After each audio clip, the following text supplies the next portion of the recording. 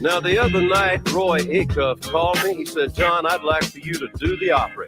So I went out on the stage, but I couldn't sing. I got into half a verse about I walked the line and something snapped in this head of mine. I yelled, stick 'em up, give me your money, your watches and rings. Well, I called New York and talked to that brain quack. I said, Doc, I've got to have my old brain back. He said, I'm sorry there, Mr. Cash, but I can't do that. He said, I put your brain in a chicken last Monday. He's singing your songs and making lots of money. And I got him signed to a 10-year recording contract. Now, friends, if you see me walking down the street, remember what you see ain't necessarily me. And if I try to hold you up, don't pay me no mind. But when you got $10 that you can blow, you ought to catch that Johnny Chicken show. He's doing fairs and concert dates all up and down the line. I said, stick 'em up, everybody, I'm robbing this place. Drop all of your money in my guitar case. Don't nobody move and don't nobody reach for that door. A lady said, why, you're Johnny Cash. I said, no, ma'am, I'm the Manhattan Flash, and I am the best bank robber in New York. Well, I don't pay any income tax. You don't pay tax on money you steal. You ought to catch that Johnny Chicken show. Chicken in black.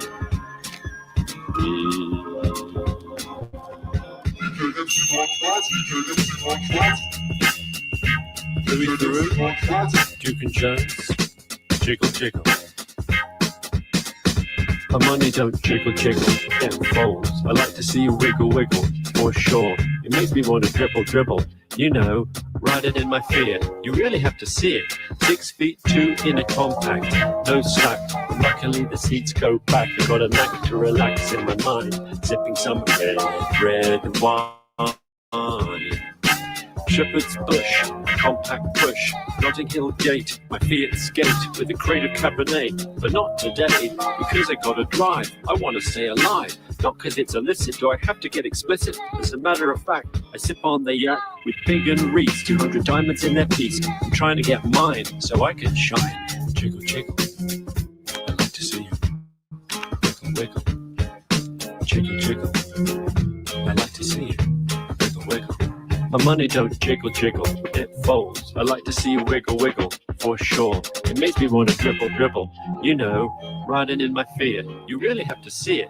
6'2" in a compact, no slack.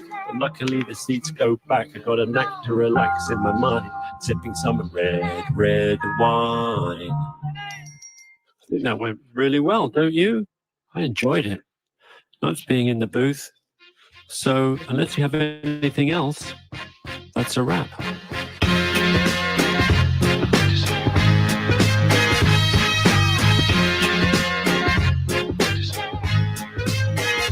My money don't jiggle jiggle, it folds. I like to see you wiggle wiggle, for sure. It makes me want to dribble dribble. You know, riding in my Fiat, you really have to see it. 6'2" in a compact, no slack. And luckily the seats go back. I've got a knack to relax in my mind, sipping some red wine, sipping like mine, sipping like mine, baby, sipping like sipping like mine, sipping mine, sipping red.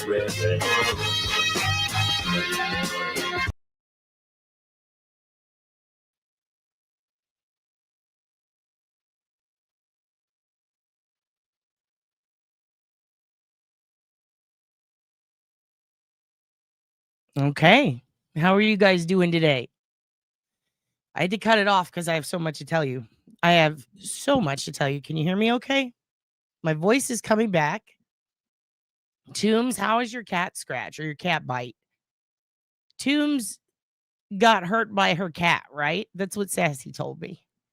And apparently your hand looks like Marcus now. I don't know what Sassy meant by that. Your hand looks like Marcus's body or something. Sassy, what were you saying about her hand? You said that her hand looked like Marcus. You did. Yeah. Excuse me. Yeah, I am recovering. We are reading the emails. In fact, I'm going to show you something really cool today. And it's, trust me, I'm not saying the Epstein emails are cool in any way, not like that. But I'm going to show you something cool that someone created. And I'm so glad I saved the link to it because it was posted on Reddit. I'll tell you what we're going to look at today so you can get excited about it or at least have some idea. That way, if there's something else you wanted to watch, you can watch that if you're not that into this. But so today, what we're going to do. Oh, yeah, it sounded like I was crying. No, it was just that's the problem is when I lose my voice, I sound really sad. And like a lot of comics are people who like they don't want you to be sad. And there's a lot of comics who like, I don't know how to explain it, but almost every comedian I know, if someone cries, you would typically get like, oh, are you okay? Are you going to be all right? But comics get aggressive. They're like, what's wrong with you? Like they almost get mad. And so if you even sound the slightest bit fucked up or upset or sad, even if you're just in pain or if like you're losing your voice, everyone gets really concerned, but they almost get angry. Like, no, let's fix it. Let's turn that frown upside down. It's like, I'm not sad. I just can't talk. So it was a lot of like, are you okay this week? And it's like, no, I just can't talk, but I'm fine. Like I'm in a great mood. I just can't talk, but it does sound really pathetic. Like when I was listening back to myself, I was like, oh my God, I sound crazy. So yeah, when I lose my voice, I do definitely sound like I'm hitting puberty. It does sound really bad. I'm sorry, I didn't mean to make you sad, Derek.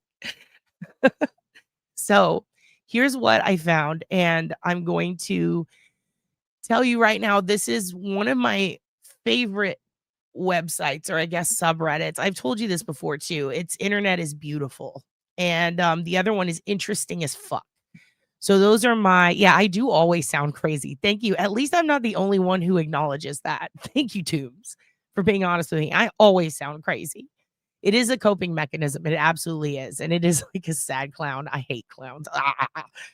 But yeah, so there's these two subreddits I really like. One of them is Interesting as Fuck, and the other is Internet is Beautiful. And the reason I like them is because it's not just cool shit or tools that are on the internet that people highlight, or like, here's an example. On Interesting as Fuck and Internet is Beautiful, people posted one time this simulation where you could go into a computer game that was made up of the show Perfect Strangers. So you could be Balky and the other guy, and you're just flying through this like mystic, I don't know how to explain it. It looks like Rainbow Road from Mario. So you're just flying through and you're trying to get these coins and stuff. And it's like, here's a game that you can just play on your PC that's fun. And it's from the show, The Perfect Strangers from the 80s. And I absolutely loved it. Like, I absolutely loved it. And another thing they showed was a simulation of if a bomb went off. Like, let's say there was a nuclear bomb that went off in China in this specific province. How would it look on a globe from a satellite? So you can click on any single place in on the globe, and it'll show you what the after effects or the fallout would be if a nuclear warhead hit it or if a small bomb hit it. So you can pick the bombs and see. And most people are like, why would that be cool? But it is kind of cool in a way because you can see like, okay, this is why I need to be concerned about these things. You know, this is why I need to, worry about it if, let's say, a warhead were tumbling towards me. So I absolutely love these sites on Reddit because they'll pop up all kinds of things. There's one time somebody put up it's a lot of things people create too, So one time a person created this archive where you could see like every single cat meme put on the internet. So if a cat meme pops up, it gets put in there and you get to see it in chronological order. So it's like you're seeing the history of the movement of people who love cats and make memes. So there's shit like that. And it's so fascinating. There was one time somebody charted like every serial killer, at least they tried to, in this one area in the world. And they were like, if you click here, it'll show you all the info. So it's a lot of like charting, aggregating, archiving, a lot of, hey, I created this thing where you can plug in any name and see how many degrees it is to Kevin Bacon, shit like that. So I was surprised when I logged on to Reddit, and my top 2 favorite subreddits had a link in them. Now, one of them got taken down immediately. So I said to myself, I bet the other one's going to get taken down too. And it was the one posted in interesting as fuck. And so I saved it and I kept the window open all night. Just in the off chance it got taken down, I didn't want to lose it. And guess what? They took it down because anytime someone posts anything wonderful and clever that has to do with figuring out the Epstein files or any sort of government coup, they always take it down because of politics. And it pissed me off because this was actually something really brilliant. But because I kept it open in the tab, we can still access it. And I'm really excited. And what is it that I'm talking about today? Somebody created a website that is called Jmail, and it is a Gmail mirror. So basically, exactly how Gmail looks, it's that, but it has a J. Okay. And what they can do is they can plug in any set of values, i.e., any set of emails. So if they wanted to mock or mimic your email or mirror it, if you will, then they can make it look exactly how your inbox looks right fucking now. So you could go click on something and it'll pop up just like what's in your email at this very moment. So what they did was they took all of Epstein's emails that came out in any file that exists now, any doc that has been released, even if something was taken out, leaked, and then withheld and redacted later so that we wouldn't see it, they included that. So everything is in here. And what they did is they went through and they put it in the Gmail platform as if it were Jeffrey Epstein checking his own emails. So ideally, when you open it, you are opening it as if you are Jeffrey Epstein sitting at your desk checking your emails for that day. And they took every single email that belonged to him that was leaked in reports and they plugged it in so that you can literally sit there and Lando Priest. First of all, hi, Michael. Second of all, J-Date is Jewish dating. So I guess technically this could be Jewish Gmail, but good point. So they put it in there so that's actually kind of funny to think this is Jewish Gmail. It's a mitzvah. No, it's in there so that like everything that you see is exactly how Epstein would have seen it on the day he died. So if he were to have access to his email on the day he died, this is how it would have looked. And it's fascinating because you click on the email and you can read every exchange between him and every person he spoke to in Gmail. And the reason this person did this, I'm presuming, is to help all of us ADHDers out or anybody who gets bored with reading documents. You want to be able to go in there and snoop as if you're going through your boyfriend's cell phone or something. You know what I mean? Like you want to go through and you want to look at someone's email. It almost gives you like an adrenaline boost to see it in that format instead of laid out on paper and print with the redactions. In my opinion, this changes the game in how people can consume files or information in the homeostasis it once was. Exactly how it was. If you keep it in that format, I fully think that people will be more interested and be more inclined into learning about this shit. So, and no, it's not called Jmail because Michael was saying like J-Date, but it's Jmail. It's not. Wendy found her dead husband on J-Date. Oh, that's wonderful. Totally racist. Your dead husband? Hi, dork. So listen, this is Jeffrey Epstein's emails we're going through today.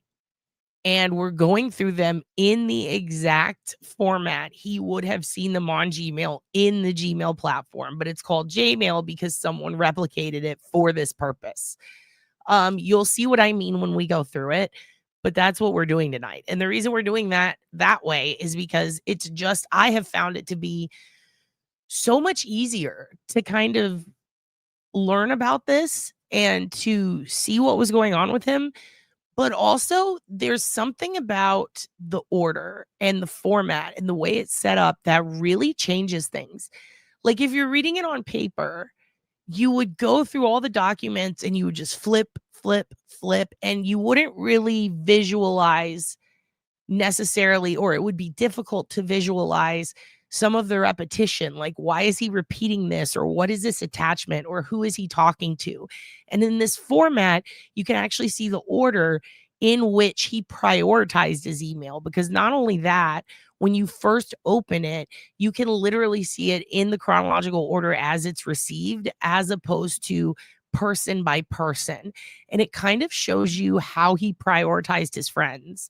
Who did he respond to and who did he leave hanging? Who did he send one-word emails to and who did he send a lot to?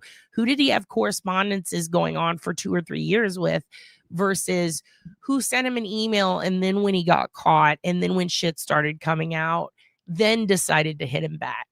And holy shit, you see a lot. So we're going to be going through that for sure. I am 4chan, so please forgive me, everyone. And also give the floor to Wendy. Wendy, you want to pop up? You want to pop up and tell us? So here's what someone could do this to you if they had all your leaked emails. Did you find your dead husband on JDate after he died? No, Michael, it was before. Obviously, you can't date him if he's dead. Hello, girl Ryan. Hello, nice to Jamil Khashoggi, you mean? I did not see him in there, but I also haven't finished it. There are so many fucking emails. It is crazy. And yeah, kosher, Jmail, kosher, shirt. Okay, you know what? That's a great idea, darling. Jmail is the kosher Gmail. You want a shirt?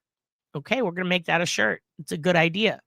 Wendy did not meet Epstein. Michael is in here to cause chaos. Michael, no, he didn't fake his death. You know what, Michael? I'm going to kick you out. We know each other. You could just come over right now. Why are you doing this to me? Also, hello, Dawn Marie. Nice to see you, Dawn Marie. Also, I heard a woman doing a thick New York accent today, and it reminded me of you. It also reminded me of God. Andrew texting me, Michael. He is mocking the Black Israelites. We have to. So our friend JT is mocking the Black Israelites, but he's trying to be a part of them, and it's not working out for him. All right, so we're going to go over that. But first, I want to show you. Well, obviously, we have to get our prayers out of the way. We have to do everything that we do normally. Otherwise, I'm going to scratch my face. So let's go ahead and get back to it. And then I'm going to show you we do have some updates on a couple of things. I want to show you specifically the mother of Anna Kepner spoke out on TikTok. I think it's only fair to give her space to say what she wanted to say and to put out what she said, because we were discussing her situation in the family dynamics and we haven't heard from her specifically yet, other than like a quote or two. So she put out this long ass TikTok, and it made me kind of feel for her, and it made me really sad, but it also is a part of the story that I think needs to be told. People need to hear it. Also, I have a couple of other interesting news stories that I pulled for you guys that I think you guys might find interesting, like a skull found in South Boston. What? Whose? And more. So let's go ahead and get to it. Here we go. Black, black, beats, black, black. Knack, back, knack, beats, com, black and two, beats, com, black and beats, com, black and beats, com, black and beats, com, black and black. And luckily the seats go back.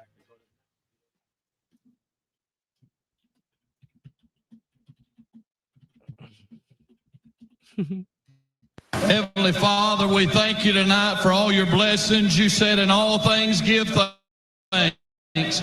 So we want to thank you tonight for these mighty machines that you brought before us. Thank you for the Dodges and the Toyotas. Thank you for the Fords. And most of all, we thank you for Roush and Yates partnering to give us the power that we see before us tonight. Thank you for GM Performance Technology and the R07 engines. Thank you for Nokia and the Year Tires. Oh my God, I just had a vision.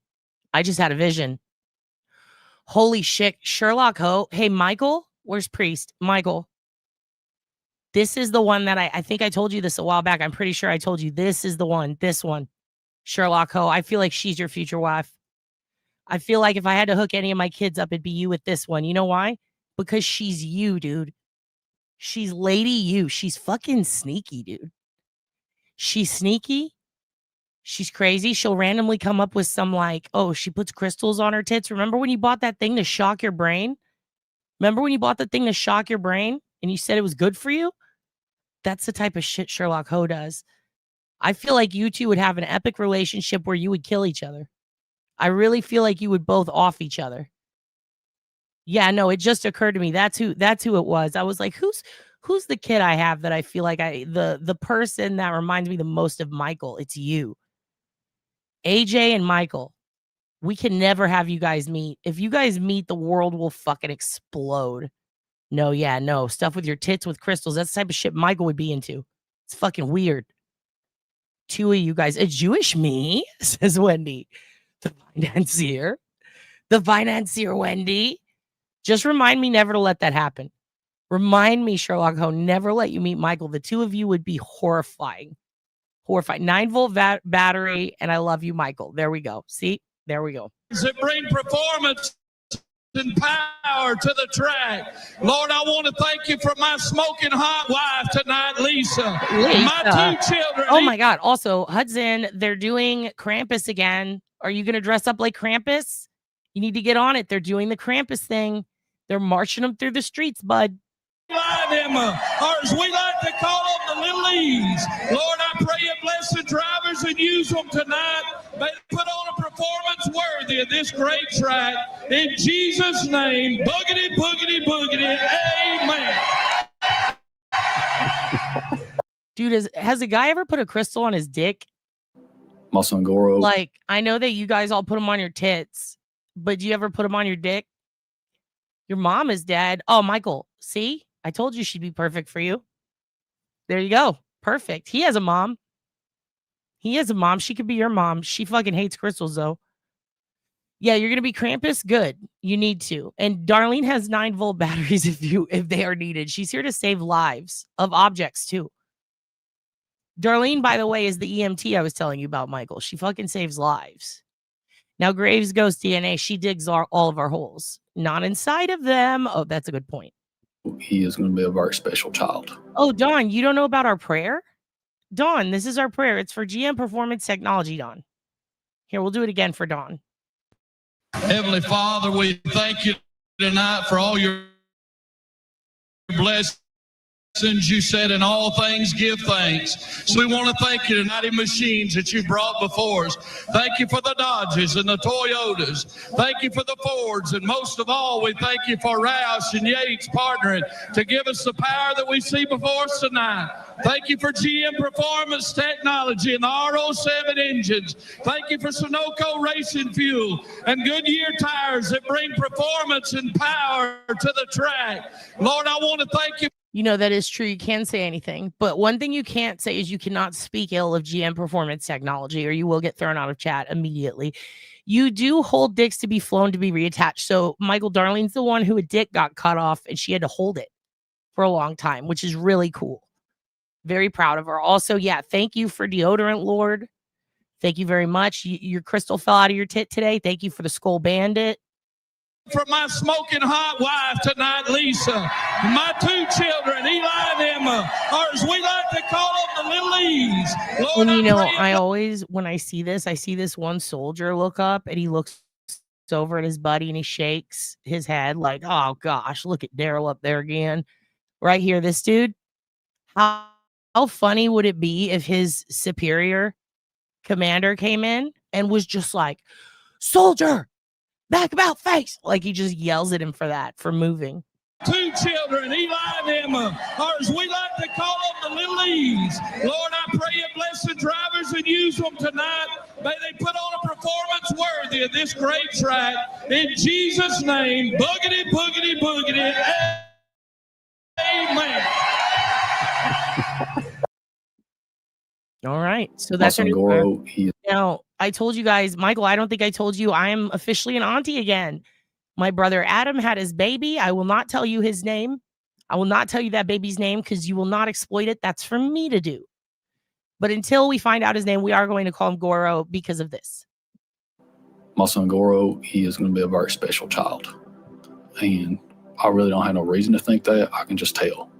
He don't say nothing, and he really don't do nothing. but I can see he's got a lot going on in his mind. I've done a drawing of him. It's where he's grown up. He's 30 years old. And I've done a short story about his life. And man, the things he has saw and achieved. I don't normally say this, but I was literally brought to tears by my own words. And I walked over to his crib, just said thank you. And then I just set him down on top of a pool table, let him crawl around. It's his favorite thing to do.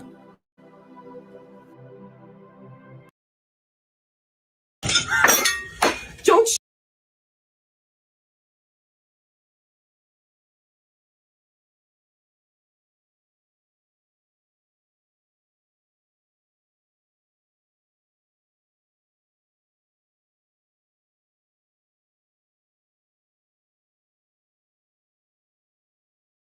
Oh, good. I was on mute the whole time. That's fucking great.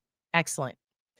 So a bunch of you guys messaged me about this girl. You said she was your favorite clip that I've ever played. I've had like 5 people message me asking, how do I find her?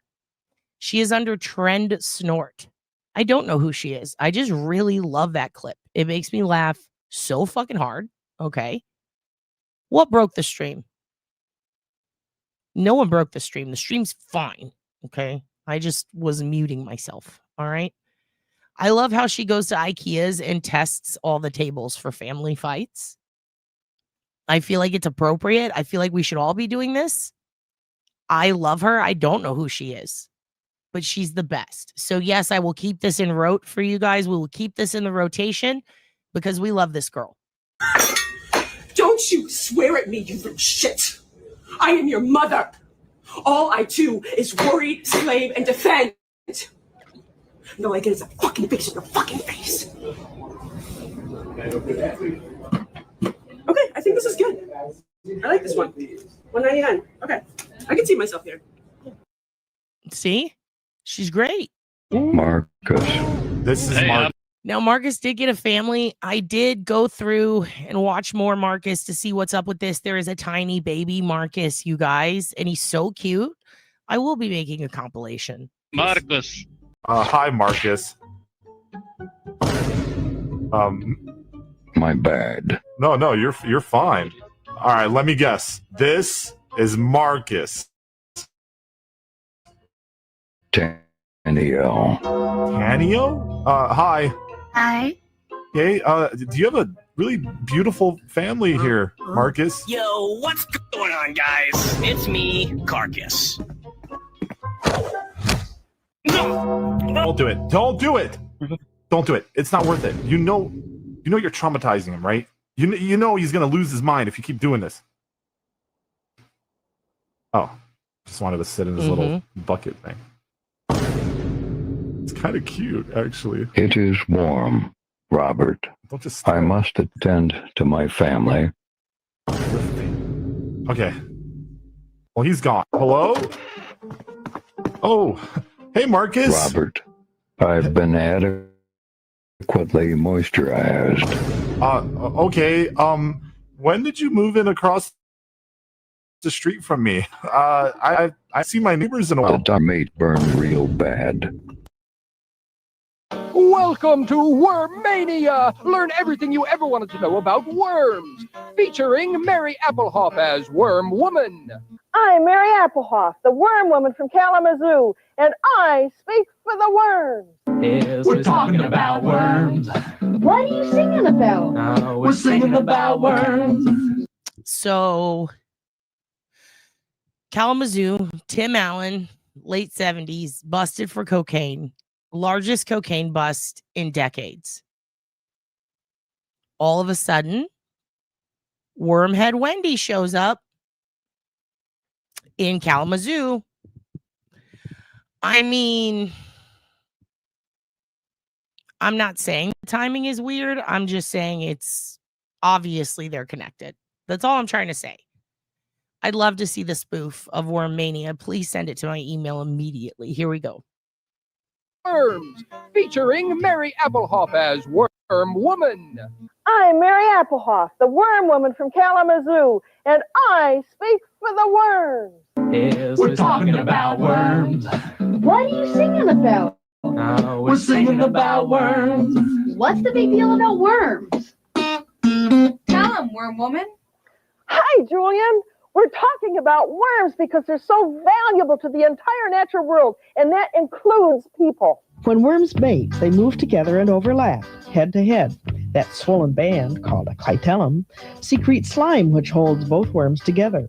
Slime is so sublime. No, man, this is going to be hard for you because I know that you have a hard time finding the clitellum, but it's in the middle, okay? Worms together. Slime is so sublime. Okay. Now, as the worms are joined by the mucus, they exchange sperm, which are stored in a tiny sac in their body. Worms make K-Dub. K-Dubs, thank you so much for the $5. That will go to the Alf Sex hotline. I say Robert like Marcus at random times. Thank you. Dude, I say it all the time. And when I meet someone named Robert, that's when it gets wild. I'm like, do you know Marcus? And then I have to tell them about it. This is worn corn. What does that mean? And why does it make me want to gag? Like a foot corn? Nope. worms. It's mating time. I said worms. Exchanging sperm, locked together with slime. The clitellum, that mucus flow. The mucus hardens, then the cocoon grows. Like a ring, it moves off the worm, gathering the eggs and the sperm of worms. Making worms, it's mating time. I said worms. Exchanging sperm, locked together with slime. I just kept on doing the worm song. You guys want to hear it? Gee, I'd love to, Billy B, but I've got to go find the world's longest worm. Bye now. Have fun with your new worm, See you Ben. later. Thanks. Bye. Bye. Thanks. Yeah, I don't get no. She's going to go find the world's longest worm. You guys know why. Also, this guy's a fucking weirdo. How much you want to bet he murdered someone? Respect around here. Ooh, I like it. Ooh, I like it too. 32 years old. 32 years old. Give him a kiss. Give him a dog. Bro. Say go night night. Go night night. Someone help me out. Is this an African gray parrot? I feel like he says it in there. Michael, leave Wendy alone. She didn't really find her husband on J-Date, did she? If she did, then I guess keep interrogating her. It's fine. Wendy, if Michael bothers you at all, just tell me and I'll text him to leave you alone. Jesus Christ. Also, this fella, he's on South Beach. It's a red tail African gray. What's the difference? Is this like a Louboutin? Is this a red bottom bird? What are we working with here? Oh my God. Why didn't he do it? Why didn't he do it when I said it? That's the one that really trips your mind. Yeah, that is crazy. That is crazy. Handstand in the back somersault? Sure. Okay. Handstand in the back somersault. No way. No. Oh, we're gonna try something out. Mookies. Handstand in a back somersault. Hoogan. Handstand in a back somersault. Yeah, he's not gonna do it. Oh, way. How about this one? Birdie juggling. You ready for birdie juggling? Don't try this at home. They don't like it. Oh, I don't juggle. I've had him for 32 years. Bro. Catch him. Bro. Dude, I have to say, this is my favorite comment ever. You know what, Darlene? It just occurred to me. You have power over Michael, and I love this. I love this. I never thought I'd see the day. Michael, Darlene has power over you, and I will allow her to use her power of attorney. Do you understand? Do you understand? No, she didn't. Just maybe she doesn't want to talk about it. Jesus. He's relentless. He's obsessed with J-Date. Crazy, Give him a shot. No, please don't go. No, don't you go. No, bro. Crazy. Turn around and let him get a shot. Okay, please don't hurt me. I didn't do anything to you. I didn't do anything to you. Dude, that's so sick. And that's a horrible security guard because, oh shit, let's be real. If he was your security guard, if he's scared of a bird, he's not going to help you with a gun. If someone's shooting at you, this man is scared of birds. He's not going to do anything to help you. Okay. We all have leverage over Wendy now. Oh my God, Michael. He's chosen his target. Wendy, are you okay? Wendy, are you safe? If he comes to your house and knocks on your door, Wendy, please tell me. Does it have to convert to used it? Okay. Guys, yeah, I think you do have to convert to use JDate. Jesus. Also, Derek Carney invented this Hoogan on the Woof song for us. So go to his page if you want to see more. He's incredible. Hoogan, get on the woof. I ain't never seen a Hoogan get on the woof. I ain't never seen a Hoogan get on the woof. I ain't never seen a Hoogan get on the woof. Hoogan ain't seen on the woof. Let me see a Hoogan get on the woof. I ain't never seen a Hoogan get on the woof. I ain't never seen a Hoogan get on the woof. Hoogan ain't get on the woof. I ain't never seen a Hoogan get on the woof. I ain't never seen a Hoogan get on the woof. I ain't never seen a Hoogan get on the woof. I ain't never seen a Hoogan get on the roof. Let me see a Hoogan get on the woof. I ain't never seen a Mac Bird watching Nobi. Piggyback, get on the roof. Brian, Albert, get on the roof. Meatball Marcus, get on the roof. Let me see an old judge, get on the roof. I ain't never seen Jim McKay spit out a tooth. Paula Keith ain't climbing on the roof. He's in the bathroom trying. How did you guys get on the topic of Wendy Adelson? I missed it. Also, Michael, Wendy Adelson, I think I told you how she was down the road a while back. She was like staying with our neighbor. She killed her husband, dude. I'll show her to you later. You're going to think she's really hot. You're going to try to fuck her, but I think she might go to jail soon. In which case she becomes Hudson's prison wife. You do it like yourself. Damn, he got no shame, truth.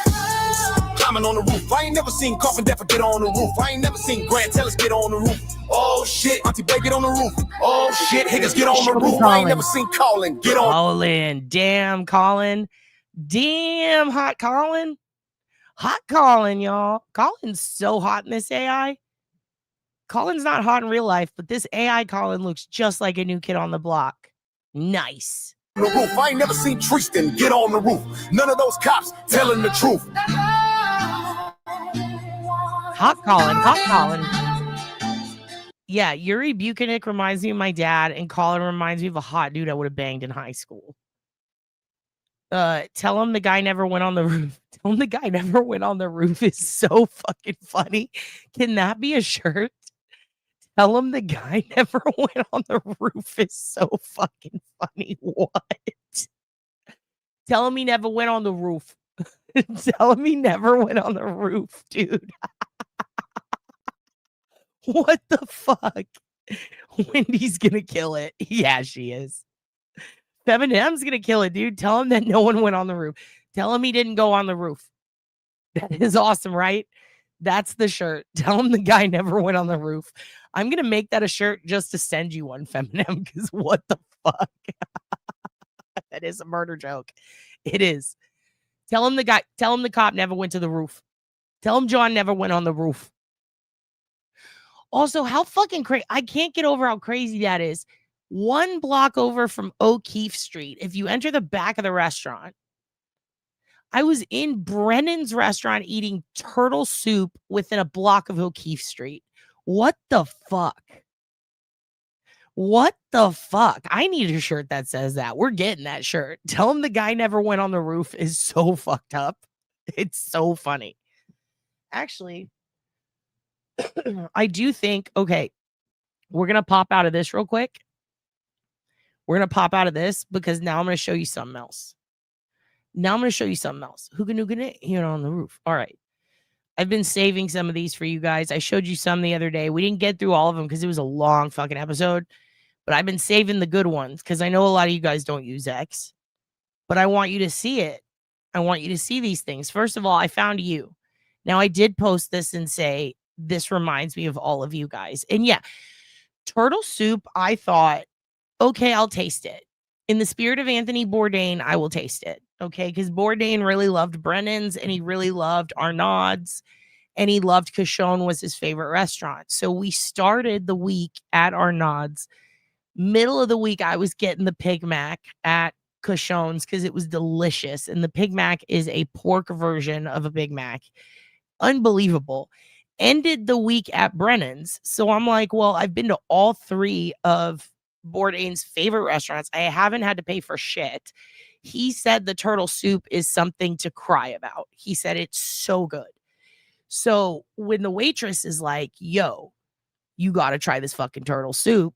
It's the best. She said it's their signature dish. It's what people come in for.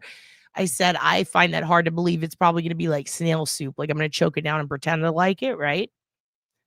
When I tell you, Rebecca ordered 8 bowls for a table of like 16. 4 people refused to eat their turtle soup. Me and Dylan ate, and our buddy Brando ate all the turtle soup. We ate it. It was the best soup I've ever had in my life. It was better than minestrone. How dare you, priest? Bourdain is dead. It was not slimy at all, though. It was not slimy at all, Graves Ghost. It was not. It was perfect. In fact, what was weird is we were like, where's the turtle? But it's almost like little flakes of fish. And it's unbelievable. Like, it was the best soup I have ever had in my life. And I was kind of blown away by it. And it wasn't chewy. There was no, like, you couldn't even tell that there was turtle in it. Like, I was like, where's the fucking meat at? You know what? LawTube Junkie, I'm glad you brought that up. Fucking fly. I did taste it. It was really good. I love artichokes. I thought that it was spinach, though. Was it artichoke soup? I had something that tasted like, it was almost like a creamy artichoke dip, but almost like a potato soup consistency. I don't know how to explain it. It was really good. It was just extremely rich. He is pushing daisies. He is.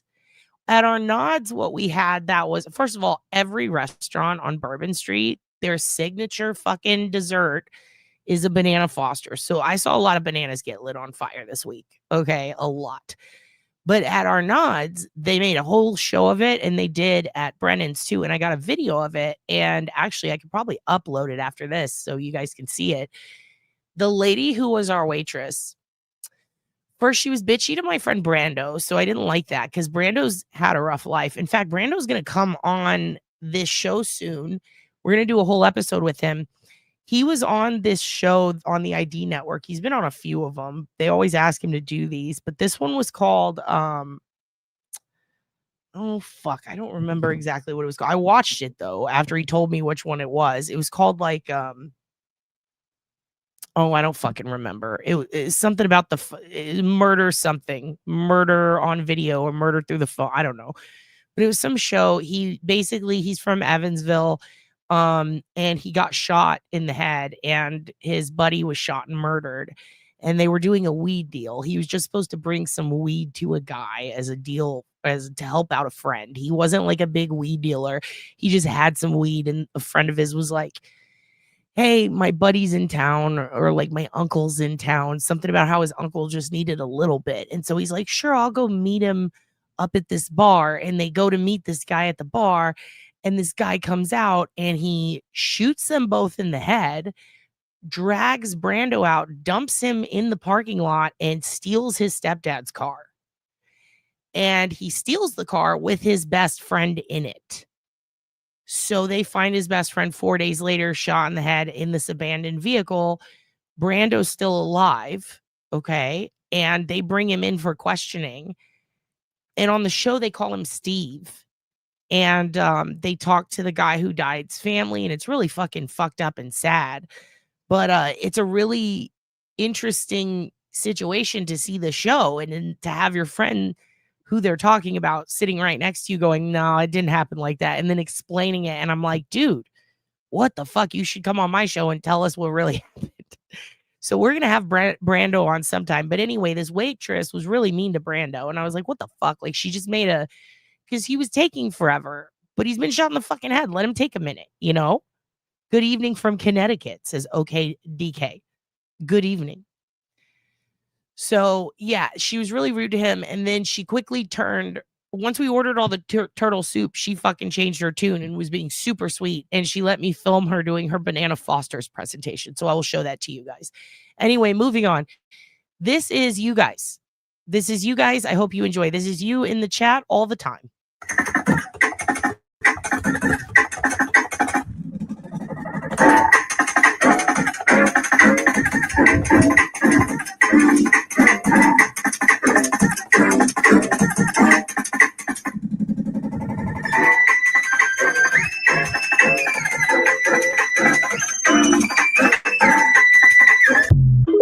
there you go. So that's you guys. Thought you'd like to see that I know what you've been up to. All right, this is another one I picked out for you that I think you'll really like. All right, now lose it. Just lose it. Go crazy. And I have to stop it for copyright. Anyway, I really like that dog yelling. This one we're going to skip, but they're definitely sawing out whale teeth. And let's move up to, is this it? Okay. So you guys really like when Chris fell off the stairs, okay? Yeah, that was a CVS, and that was you guys in a CVS. I refuse to acknowledge that joke. I refuse, Michael. Okay? So this is because you guys like that guy falling off the stairs. Here's another PSA compilation for you that I think you guys will really like because it's got a lot of torment and injury.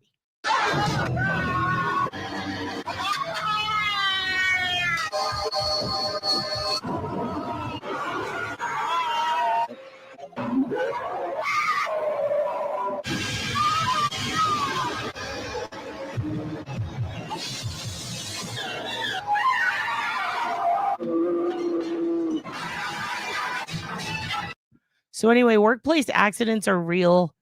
You can get sucked into a lathe. You can fall down and get speared at work. You can fall off ladders, which you guys really like it when the guy falls off the ladder. The entire cherry picker can flip over and land on top of you, apparently. And apparently giant bombs that look exactly like the ones from Mario World can fly through the window and punch you in the face. So please be careful when you're at work.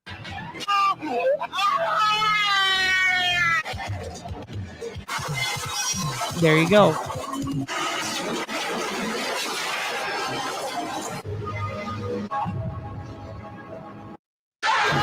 So anyway, I thought that was fun, and I really like the comment. They got to shut this fucking warehouse down. I agree. It doesn't look safe. Okay, moving on. I showed you this yesterday, but I feel like you guys needed it more because you think this shit's funny. I don't. I think you're all monsters.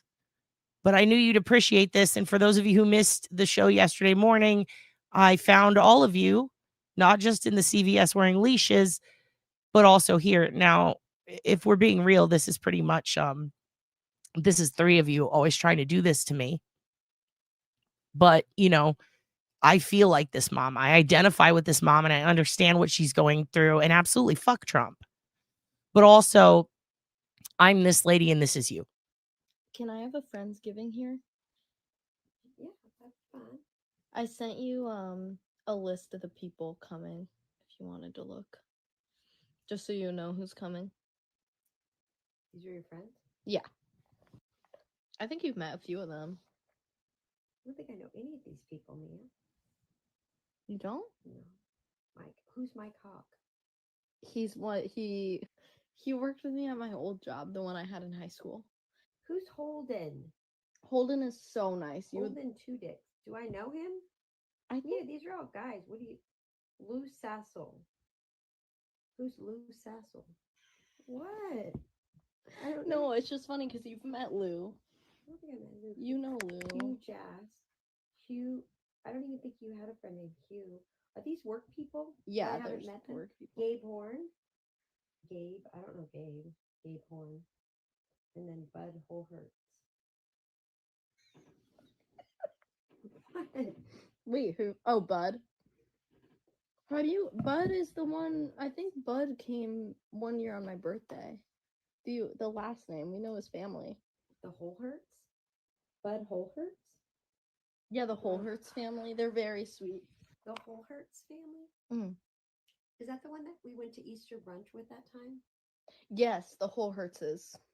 I shouldn't remember his name was Bud. Yeah, I remember the Holhertz. They were at that brunch in like 2019 or something. Yeah. And we went to that one restaurant. Yes. With the Allers family. Yes. Do I know Lou Sassel? It's Mike Hawk. Mike. Holden Two Dicks, Lou Sassel, Gabe Horn, and Bud Holhertz. I think the only girl that's coming, Jenna Tolles. Wait, Jenna works with, is it Jenna works with you? Yeah, Jenna works with me. You've met Jenna. Tolles. I never knew what her last name was. Yeah, Tolles. There I am. There I am right here. Wait, is that her name? Yeah, why? It It sounds like genital. Yeah, that's her name, Jenna. What do you mean? Genital. Yeah, Michael, it was a bit because I immediately emailed my investigator, like, do they know that that's spelled wrong? And he said that that's like an old joke. And it's actually kind of mean. It's because the old sergeant was dyslexic. And that used to be his office. And then they turned it into an interrogation room. And when they did, he had that little post thing that was on his desk. And it said, "Quite please."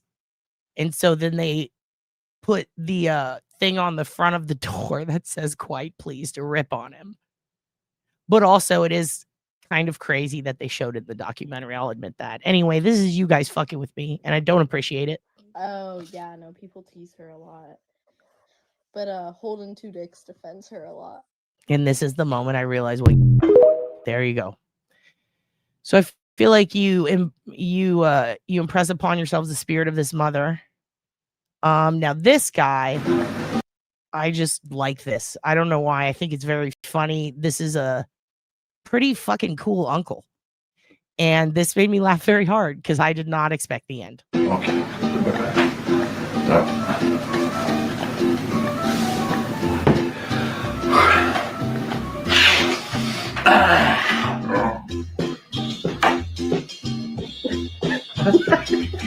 There you go. There you go.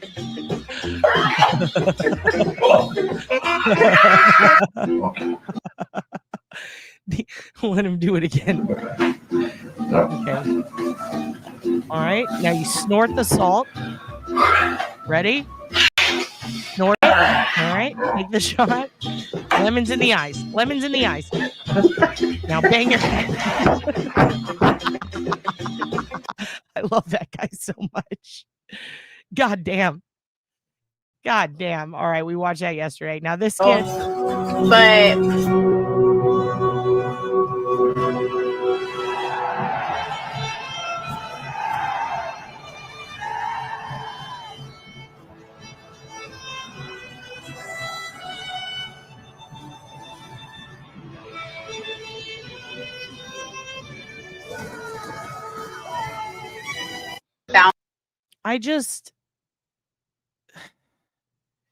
I didn't read the first part when I first retweeted this. And then when I read it, I couldn't quit laughing. Like, what are the signs that she's blind? Really? whenever she was little, but Jesus. Right. Anyway, I fucking love that kid. I don't know why that was so funny to me. This is just perfect. This is just perfect. I saved this for you. I love this so much. I think this is just Because tonight will be the night that I will fall for you. Because tonight will be the night that I will fall for you. Because tonight will be the night that I will fall for you over again. We're listening to it again. Because tonight will be the night that I will fall for you. Serious question. One's in the chat if you get this. Like if you understand this and you fucking get it. I'm just curious how many people were emo. Because tonight will be the night that I will fall for you. Because tonight will be the night that I will fall for you over again. God damn it. Tonight will be the night that I will fall for you is so perfect. He's so perfect. This is you guys.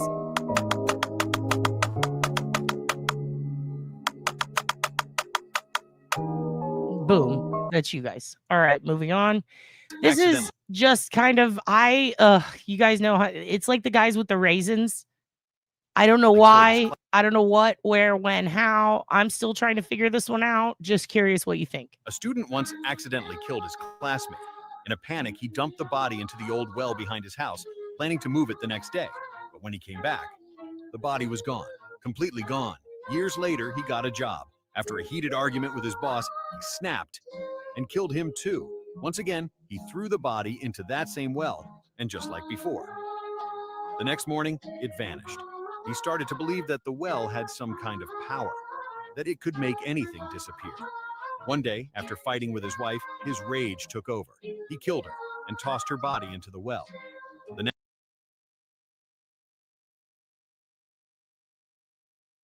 Can we talk for a minute about how all these people he killed exactly? He is white and violent. He's white and violent, and he's just pushing them down and they're just dying.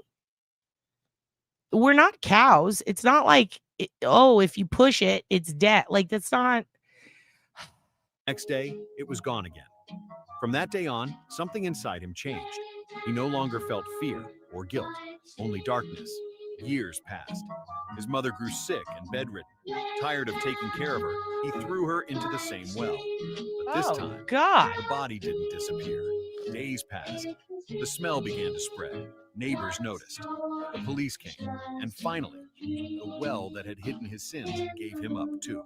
Do you know why his mother's body never disappeared? And they don't tell you.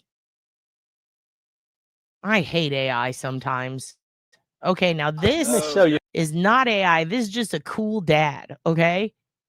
This is a cool dad. And guess what? We got 4 minutes till an hour of sillies is up. You're going to watch this cool dad dunk on his family. How to do that. Let me show y'all the little fadeaway. Little Adrian Dantley baseline fade. Damn, daddy. Yeah?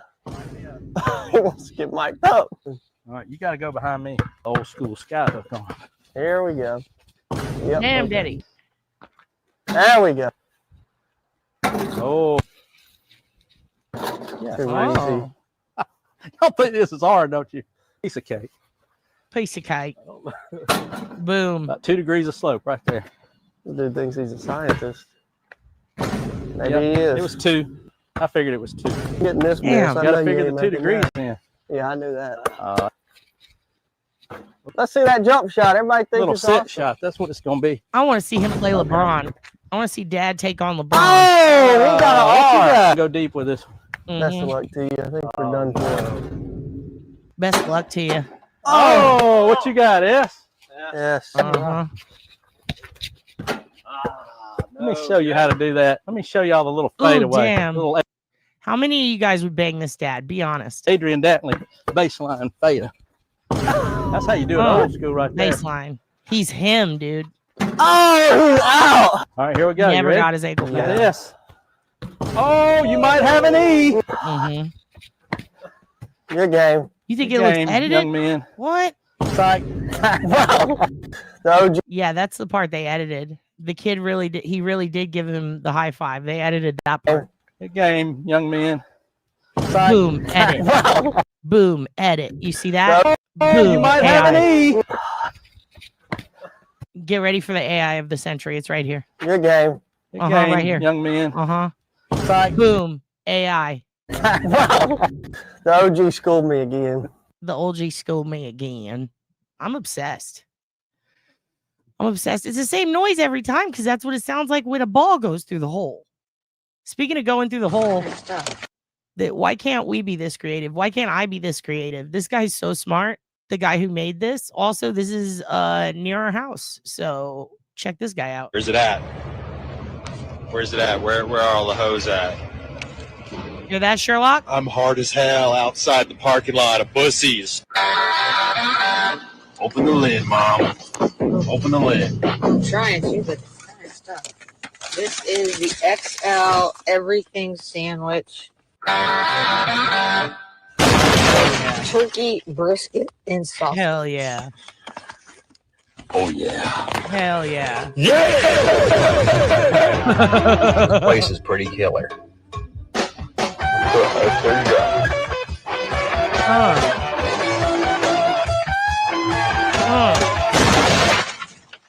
Dude, his coworker is so cool, and that is what it's like to go into a Buc-ee's. All right, we're gonna go back to that because now I want you to see. This is what's going on in nursing homes all across the country, and this is why we need to pull our old people out and start taking better care of them because this is abuse.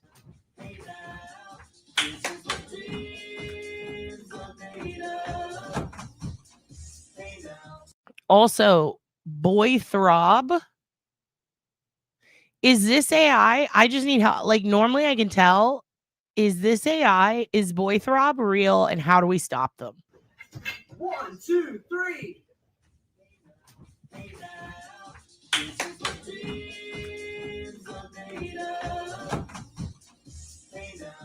Where's the fourth guy? Oh, there he is. Why did they make the black guy stay home? Why did they make the black guy stay home? Not only is this scary, but it also might be racist. 2, 3. Can we all agree that if this happens to me, will you guys just take me out? Tombs, you dig the hole. You guys take me out, put me in the hole. Put me in the floor hole in the ground. I don't want this.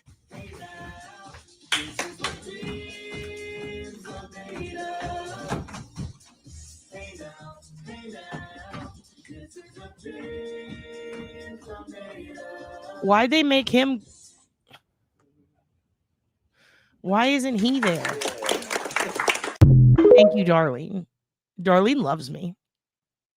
She'll take me out. Thank you, Darlene. 2, 3. Darlene saves lives and she ends lives. Boythrob is terrible. And they scare me. Okay. Anyway, that's all I've got for you there. All right. So that's what I wanted to show you. That's what I found so important, that I thought you guys should see this. You guys really need to see what's going on here. All right.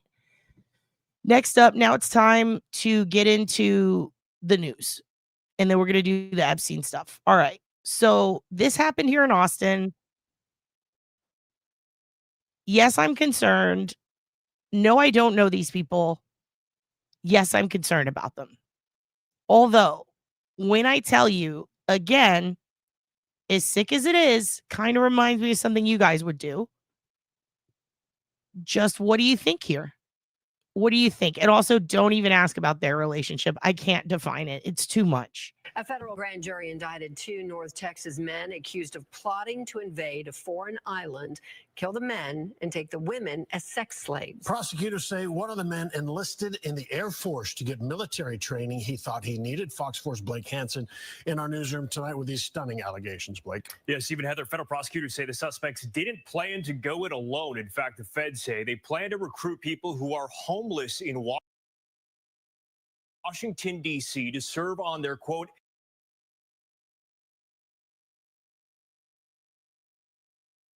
I'm muted again. Listen, so these guys, they're from here. They're from where I am. I do apologize on behalf of them. Do I know them? No, I don't.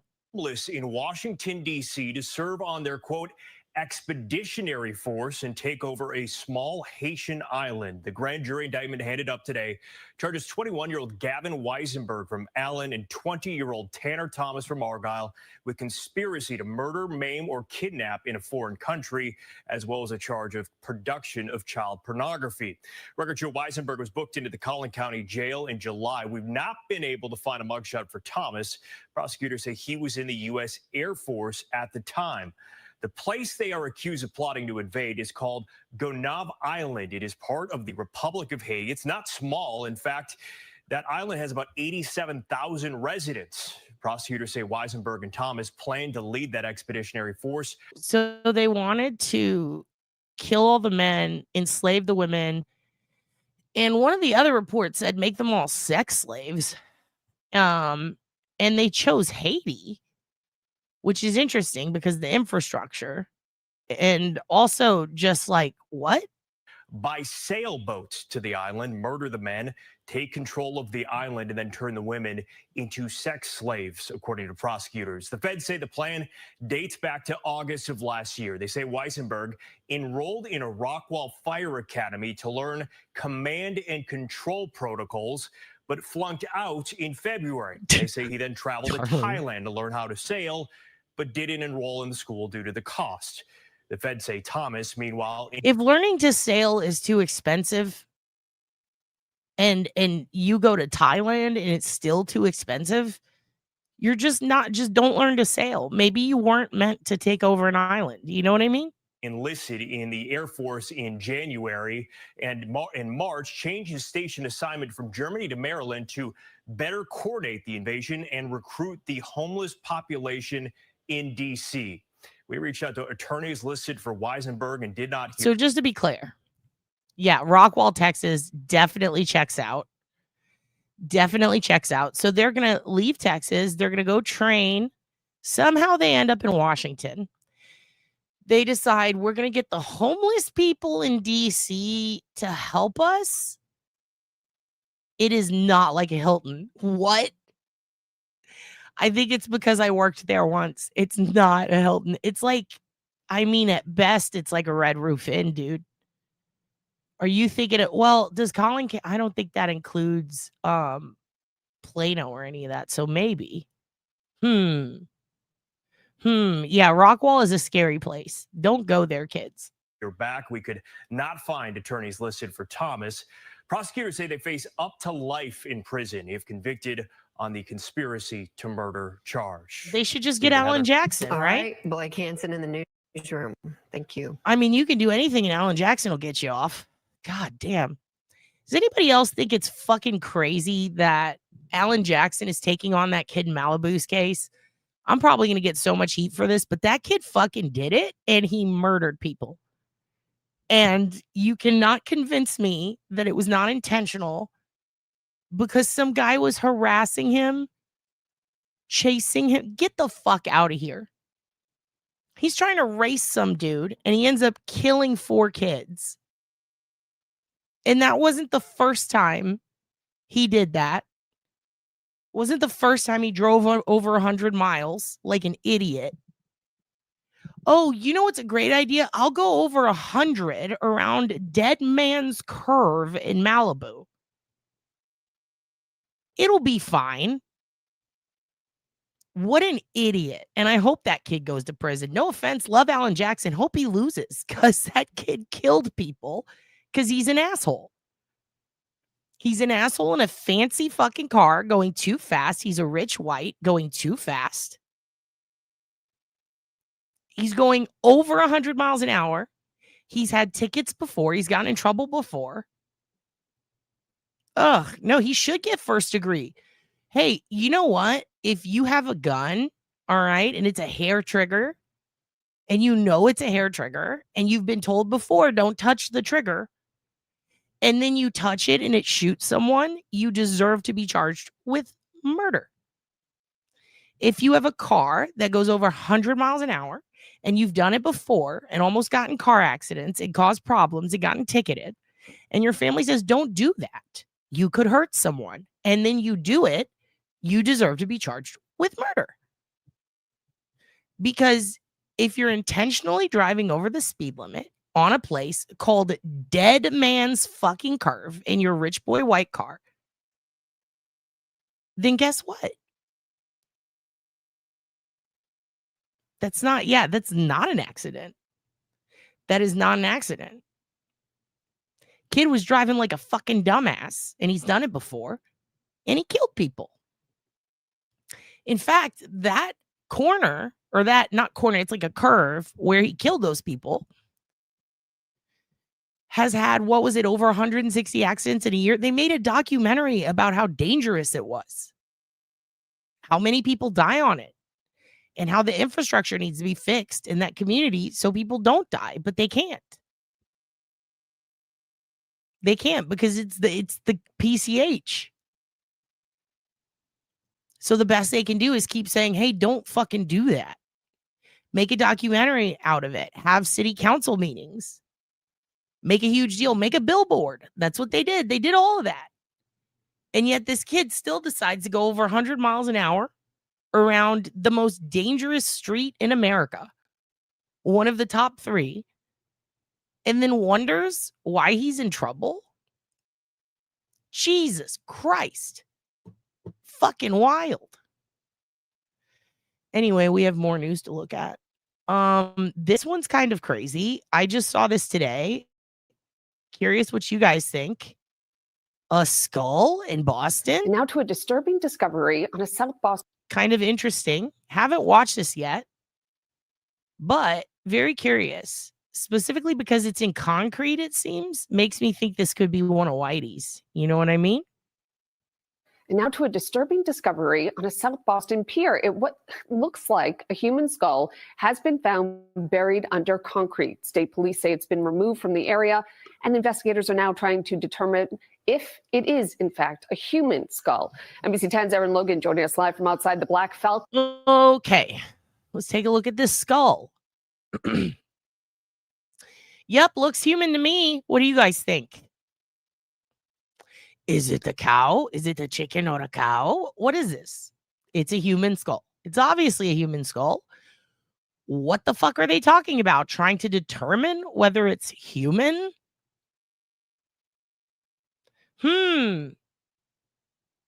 This looks like a mongoose to me. Jesus. This is a human skull. Dipshits. Human skull. NBC 10's Erin Logan joining us live from outside the Black Falcon terminal with this story. Erin? Well, JC, certainly not. Tells me he was with his colleagues here last night and they were repairing concrete along the pier here and they could not believe what they were seeing. Law enforcement. I mean, I don't know. I feel like it's not a monkey skull. That's for sure. Because, like, that's a human. That is a human. In fact, it looks like a male. I think what they're pissed about. Ooh, I burped. I'm sorry. That's disgusting. I think what they're pissed about or what they're curious about is this line right here. Like, what could this be? Did this person have an issue with their nose? I don't know. Yeah, I think it's mob related too. On the pier here, and they could not believe. How about her eyeliner?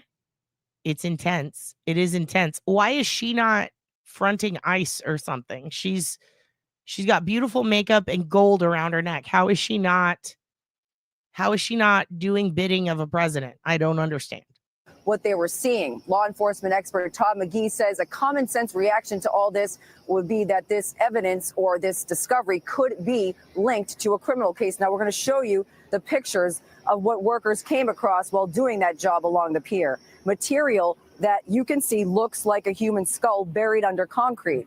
The Suffolk District Attorney's Office says it's being examined by a forensic anthropologist and would not comment any further. Same situation with state police as they wait for word whether or not this evidence is human or not.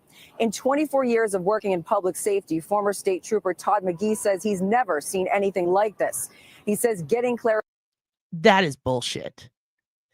24 years. They've never seen anything like this.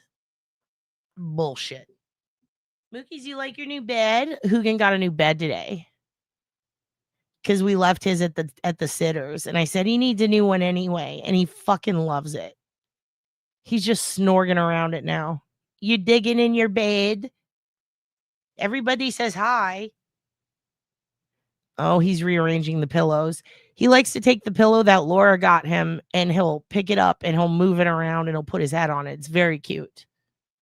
Very cute. You think it's fake? You think it's too thick? You call bullshit. Okay. Yeah, I don't know if they found Hoffa. So there's an interesting interview with an ex-mafia guy who supposedly was one of the guys who whacked Hoffa. And he talked about how Hoffa's still in a backyard. And I'm like, whose backyard? Very interesting. Verification on something like this could take months or even a year. He says it will be interesting to see if this discovery will lead state police to open up a cold case. A gut reaction is to make some connection to a mob hit and how they disposed of the body. Concrete is dense. Obviously, there were at least 12 of Whitey's guys or Whitey's kills that they were never able to figure out what happened to them. But it was described by Kevin Weeks and by two of the other enforcers that their heads were put in concrete. They were dropped into the harbor. So I'm going to go with that. The location was chosen where it was probably a remote situation and there was no anticipation of any, human interaction in that area. And lo and behold, the skull was discovered. And once again, it is still unclear whether that discovery by workers was in fact a human skull. The Suffolk DA says it's being tested. Massport and state police would not comment. We will certainly keep you up to date on anything that comes forward with this investigation. For now, we're live in South Boston. Erin Logan, NBC 10 Boston. Yeah, I'm gonna go with Whitey's guys. I'm going with Whitey's guys. That's my thought. Okay, that's my thought. All right, so this is the last news story, and then we're gonna get into the Epstein stuff.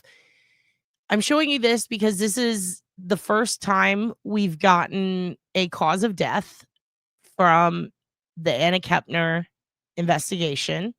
She was the 18-year-old girl who's still a senior in high school who went with her family on a cruise. They get on this cruise ship, and her 16-year-old stepbrother allegedly was the person who killed her.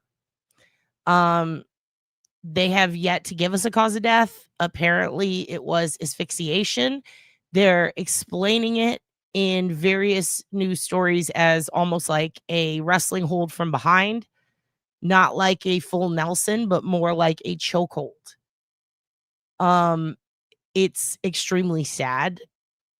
Based on everything that we've heard from the uncle and the rest of the family, it seems like this makes absolute sense based on what we've heard them say as to how she died.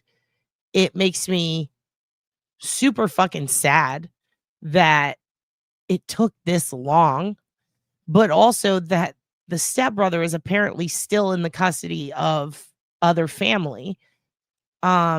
Let's find out what's going on with this. And then I'm going to show you the mom's response that she posted on TikTok.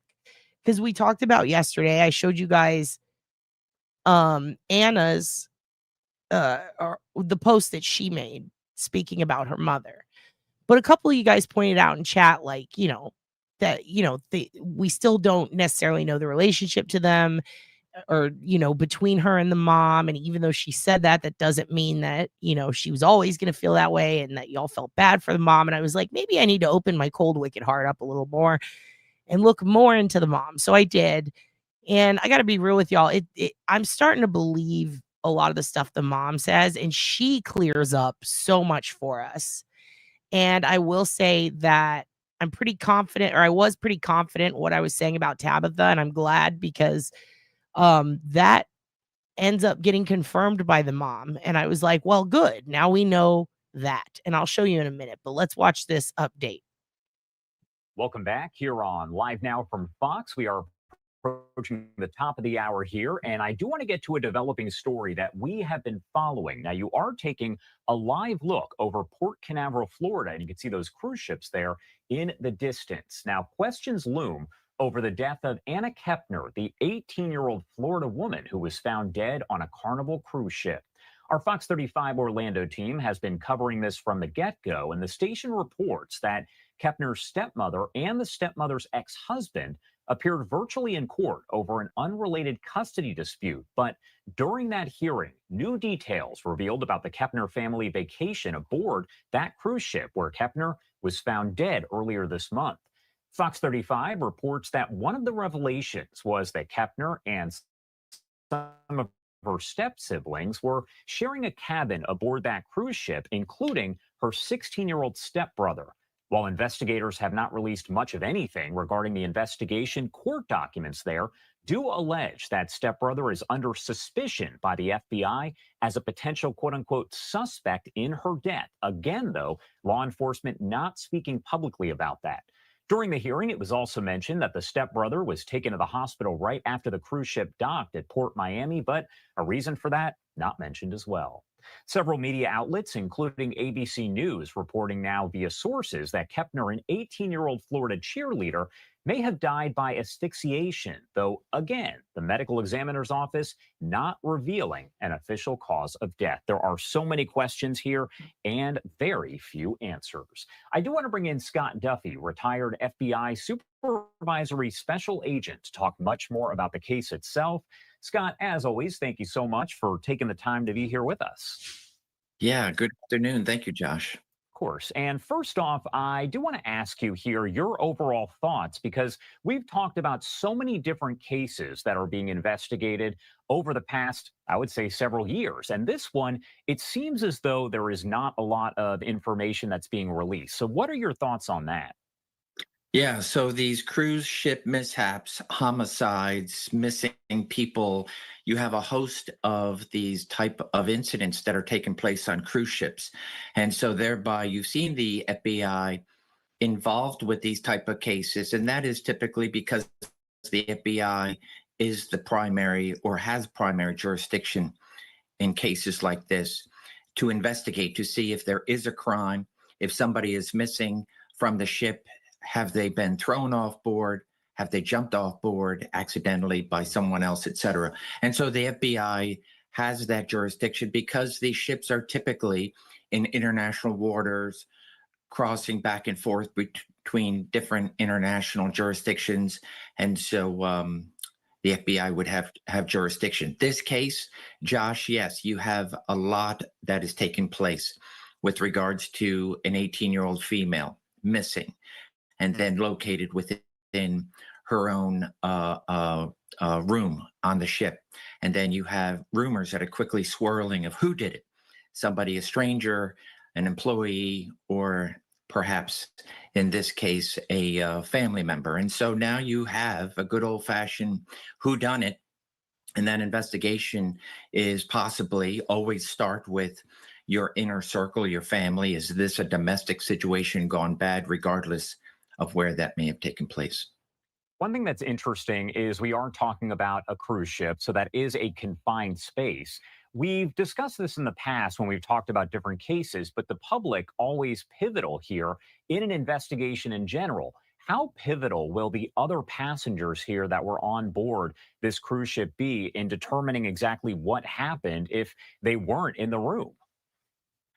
Yeah, so witnesses are important regardless if there's nobody who has witnessed the crime, if this is in fact a crime, that the death of this.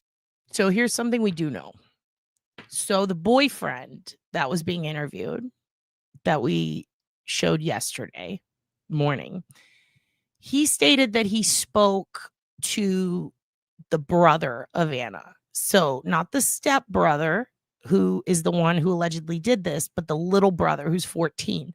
So it was her 14-year-old little brother, and her 16-year-old stepbrother in this room, right? So the 16-year-old goes to the cabin with the 14-year-old after Anna starts feeling sick. She goes to lay down in the cabin. The two boys come in shortly after, okay? And the littlest one, the 14-year-old, he leaves the cabin to go take pictures of the horizon or whatever, the sun going down or something. So then it's just her and the 16-year-old stepbrother in the cabin. Then the 14-year-old re-enters hours later, goes to sleep, and the next morning, Anna does not wake up. She's not there. She does not show up for breakfast.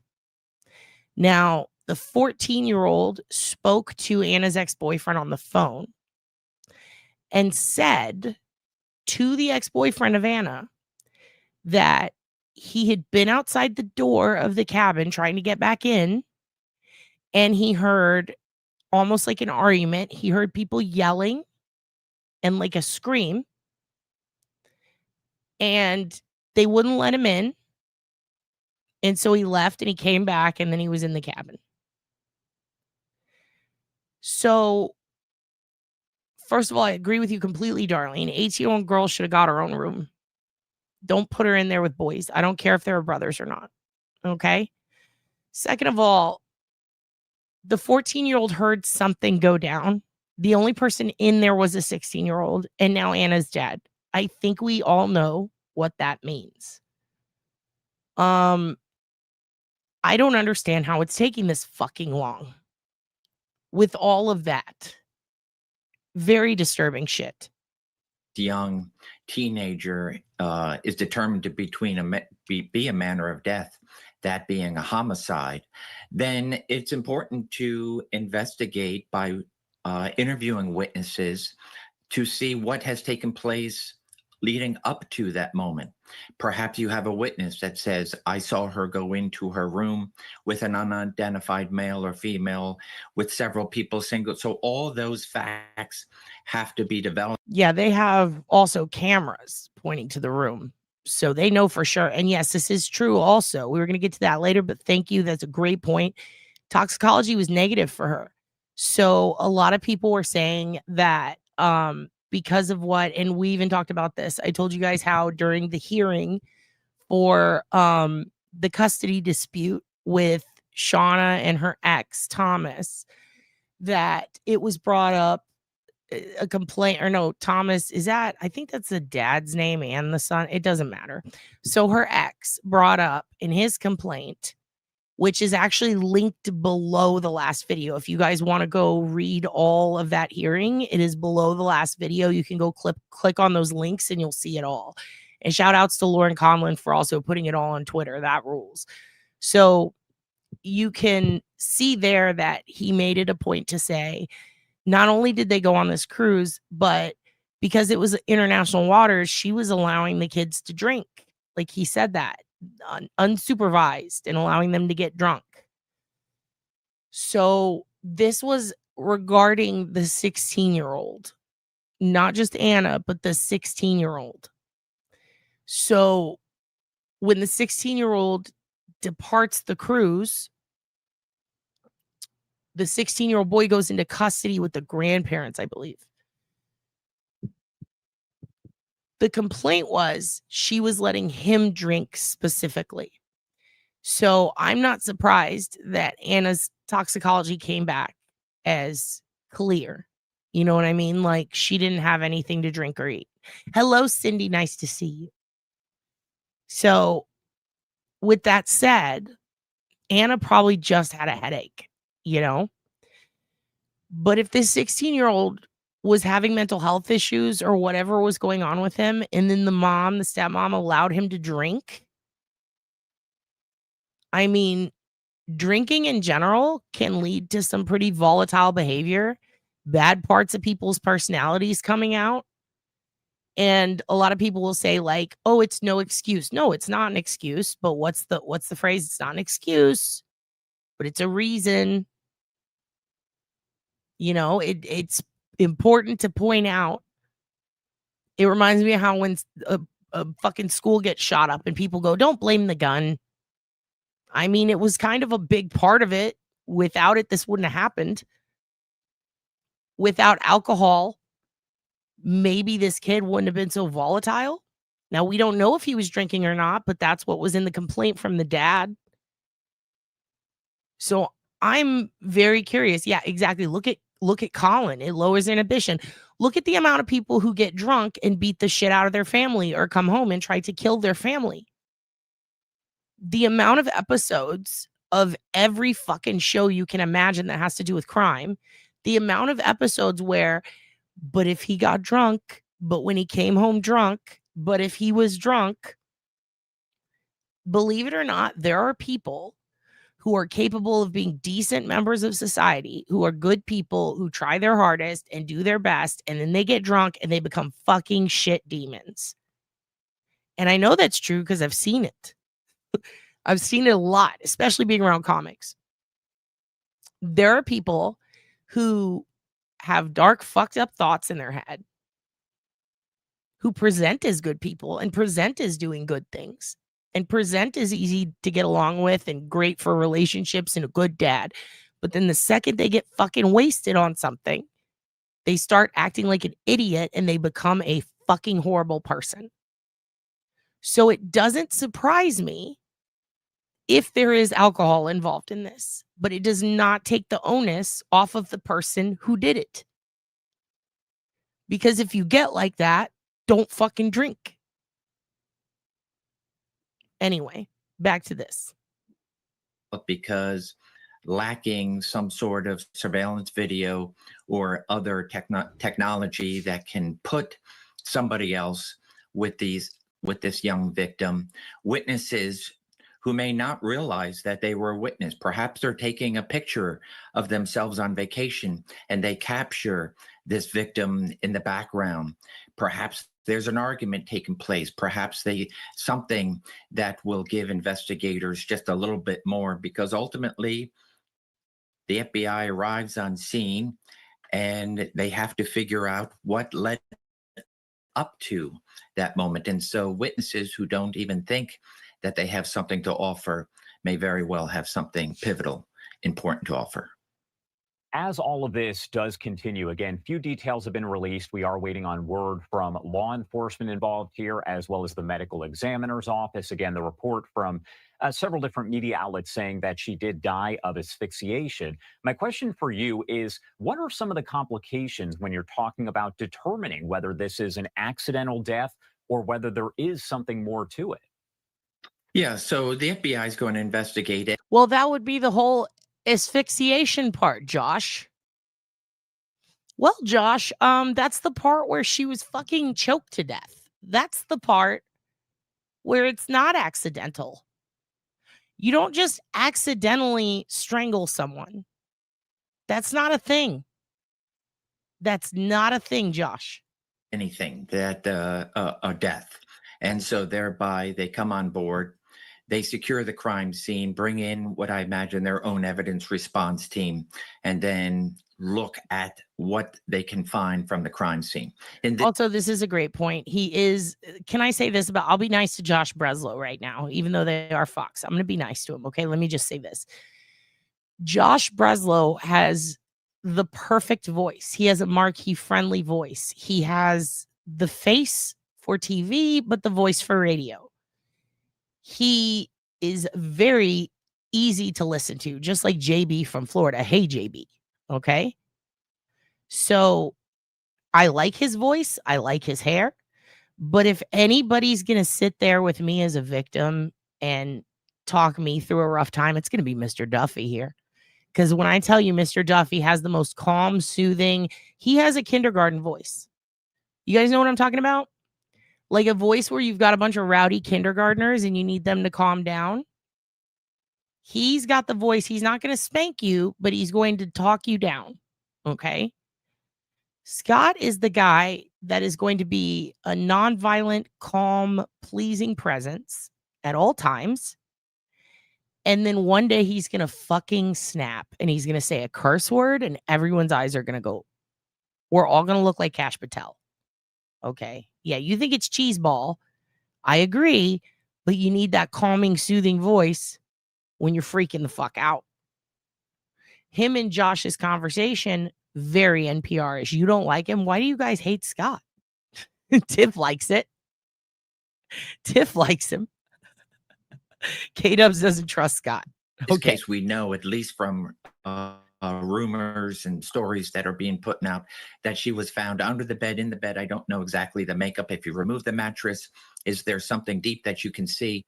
And then ultimately finding the body with perhaps life preservers, a blanket, etc., showing that this is a staged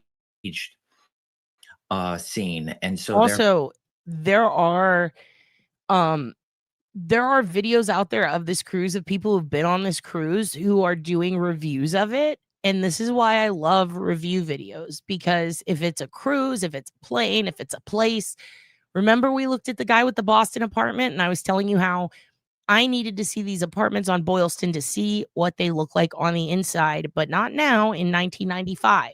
So what did we do? We saw a video from 93, 94 of a guy giving a tour of the exact apartment. That gives me a great layout of what it looked like. So if you go look up Carnival Cruises, this specific cruise, you will see people giving reviews of the rooms from this exact ship.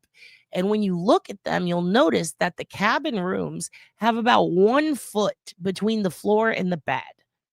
So underneath the mattress, you've got life preservers, specifically because if the ship is sinking, this is where your life preserver is located. So they likely took those out and put those on top of her and then put the mattress back. They would barely have enough room to do that. There is not a lot of room. It really concerns me also if she were still alive and survived a potential strangulation, to be stuffed under a bed with preservers on top of you, and then let's say the kid got on top of the bed. I mean, that could be the asphyxiation part, but it's likely the strangulation. But there's no way you could breathe. There's just no way you could breathe. There is literally maybe even less than a foot. So there's not a lot of space under each bed. And I highly encourage you guys each to go, if you get a chance, go look up the Carnival cruises, go look up the cabins, and look up all these videos. They're all over TikTok and Instagram of people reviewing the cruises and looking under the beds and showing you where everything is. It is a tight space. It is a very tight space. It is wild. Also, hello, kittens in crime. Nice to see you. Nice to see you. Here we go. By somebody else had to be introduced to the scene as opposed to a natural death, an accidental death, and thereby she was alone at her death. So all these things come in place when the FBI is investigating, and they're going to be mum with regards to providing those details. Why? First and foremost, nobody has been arrested. Nobody has been identified as a suspect, and thereby those type of facts that they have, the FBI, are going to remain close to the vest as they are conducting search warrants, and those type of details need to remain quiet. Does it matter? Does it have any sort of impact when you talk about the national and even That's what I was wondering international too, Sherlock. attention that has been kind of placed on all of this? You have people that are talking about it all over social media. You have every different media outlet that's reporting on this in some. That's a good point. That's a good point. It is kind of Sarah Booney in that, even if she had survived being strangled, being stuffed under that bed, I mean, there's no way she could fucking breathe. Way. Does that have an impact on the investigation itself? And really, what information? And think about it. If that's true, if that did happen, like if she was strangled and she still was alive, and then he stuffed her and then she died from that, that's two opportunities to not kill your sister. I don't know that he could, because the 14-year-old was outside of the room and said he heard some shit going on. He heard some yelling, like a tussle, like an argument. So it makes me wonder, could that happen? And also, not everything might be sexually related, even if he had a crush on, or sexually motivated, even if he had a crush on his sister or he bothered her all the time, his stepsister. What are the chances, he did all of that because he was wasted or not wasted, just having a fit, and then he panicked, and it actually wasn't sexual once he started panicking, once that happened, if that makes sense.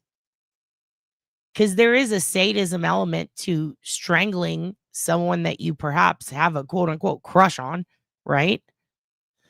But we got to remember, this is a teen, and if he was on alcohol, he could have done this out of a rage, or we don't know does this kid have an anger problem? We don't really know much about him. We just know from her friends and from various reports that he's a little fucking creep. Is released. I think it would be naive, Josh, to say it does not have an impact on any investigation. But I think the FBI is well suited. They have been here before with these type of investigations. They have seen a tremendous amount of media attention. And so they are quite equipped in dealing with, hey, let's get to the facts. Let's allow the evidence to speak to the investigators. Let's allow the ME, the coroner, to determine that the manner of death, and then to determine what is the cause of death. And as the rumor is, asphyxiation by an arm hold. And so thereby all these things are coming into place to help investigators. Ultimately, what you want to do when you have identified a suspect, that is to get in front of that suspect and be able to obtain an interview and a confession. All right.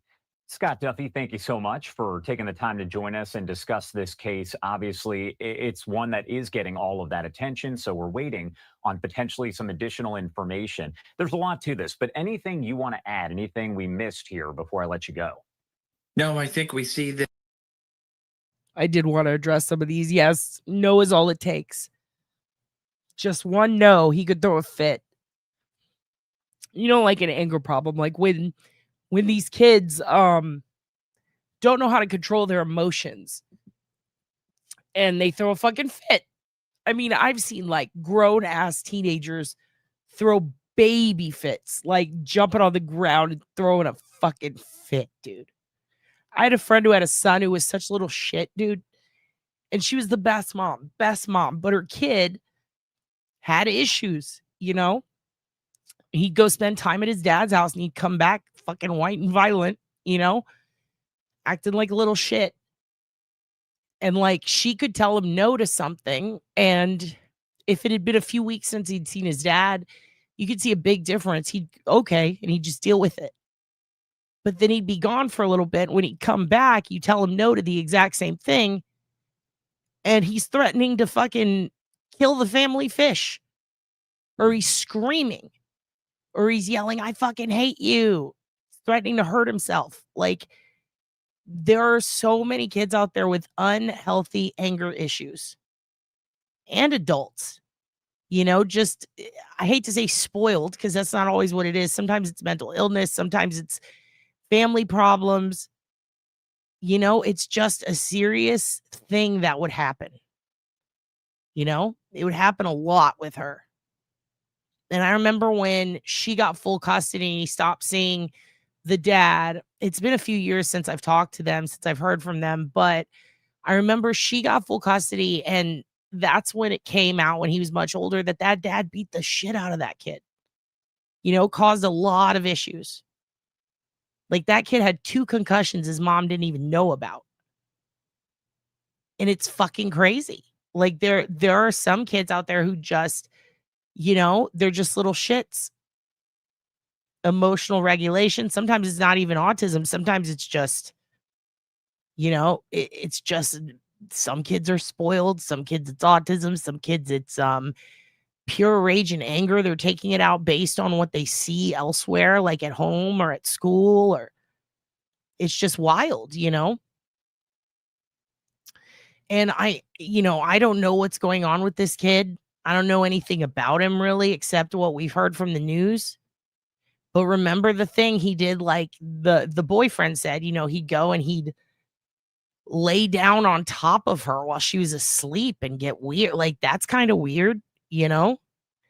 And I'm just going to say it. I'm going to say it. I haven't really seen a lot of people speak on this. I don't know if this is an issue with this kid. Again, I don't know him. I don't know if this kid watches porn or whatnot, but I will say there was an interesting conversation had at Skankfest between myself and a couple of comics about porn and because a lot of them have teenage kids, you know, and how like the whole rise of like stepchild porn, like have it like these. I haven't looked into it a lot, but apparently there is this entire lane. I remember the washer and dryer thing I looked into because of Fredrickson.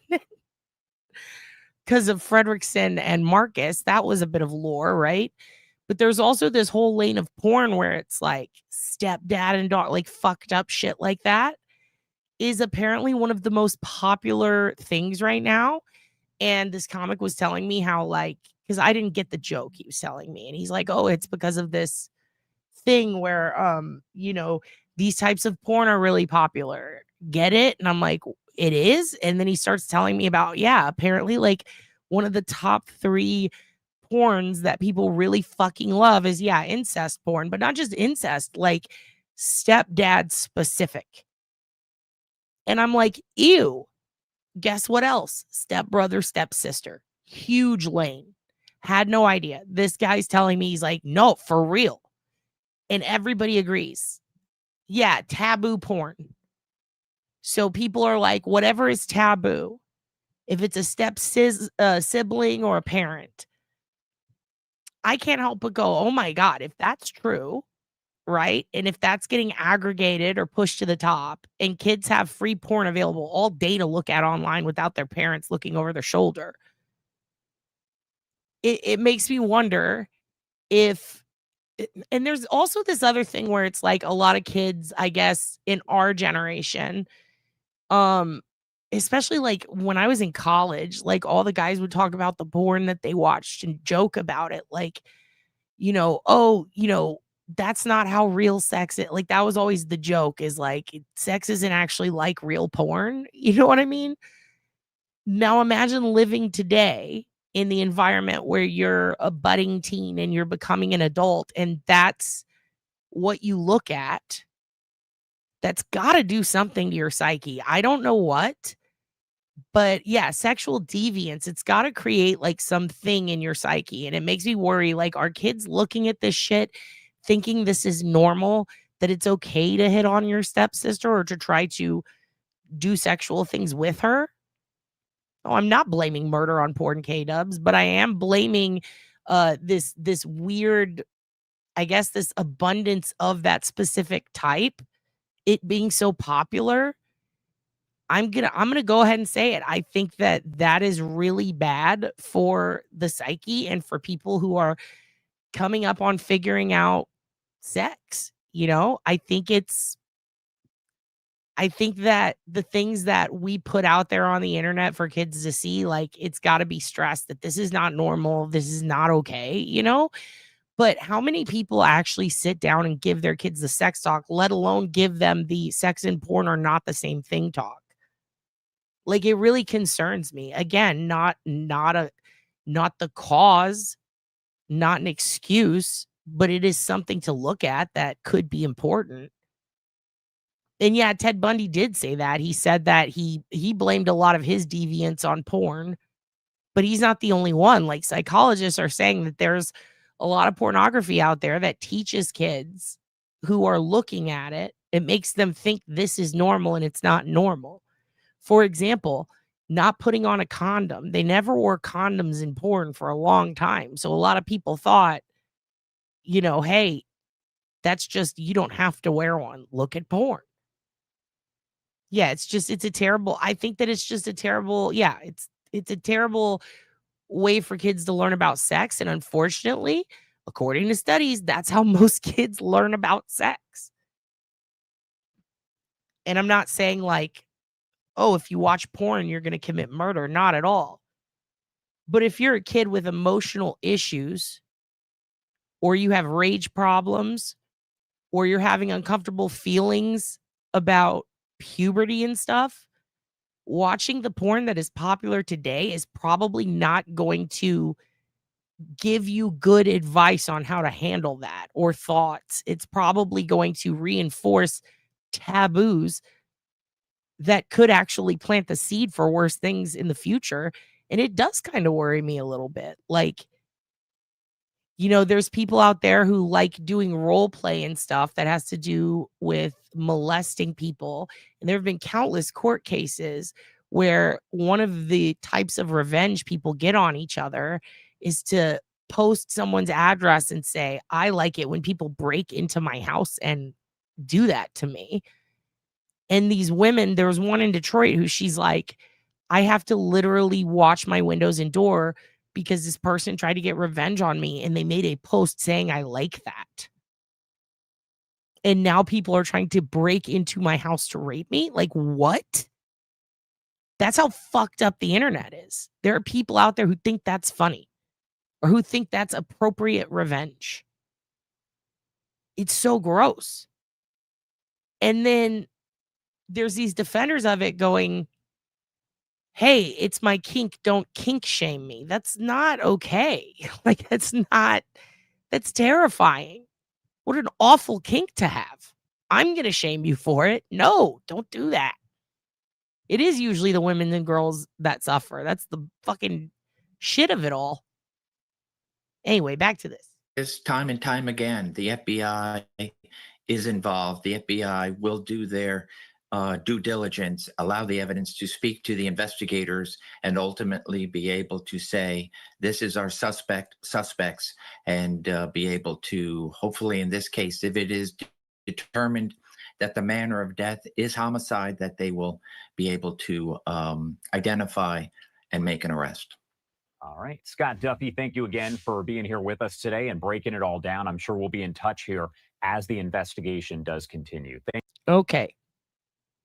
So now let's go ahead and remove that. Now I'm going to show you what the mama had to say.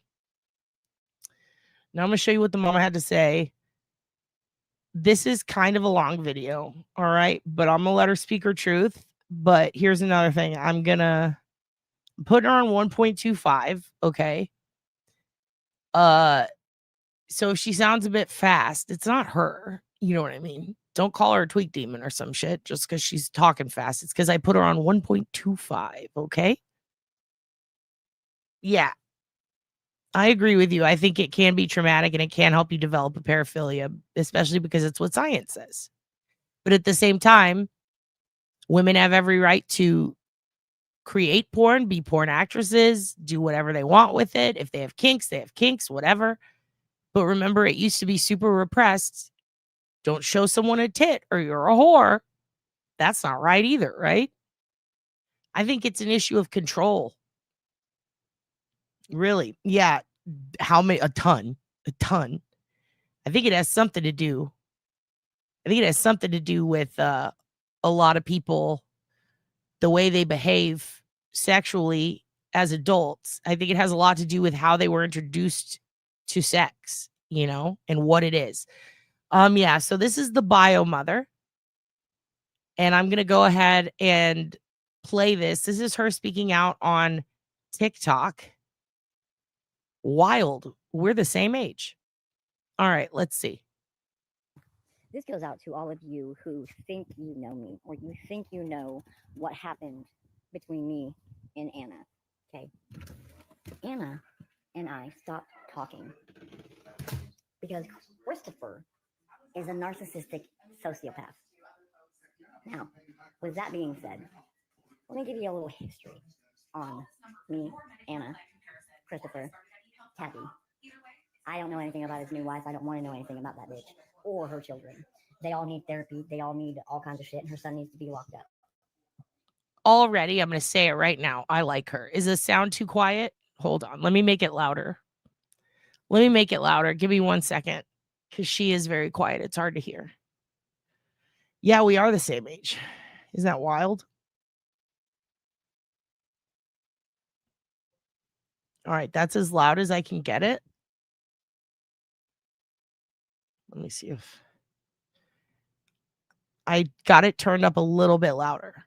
So you guys might want to crank it.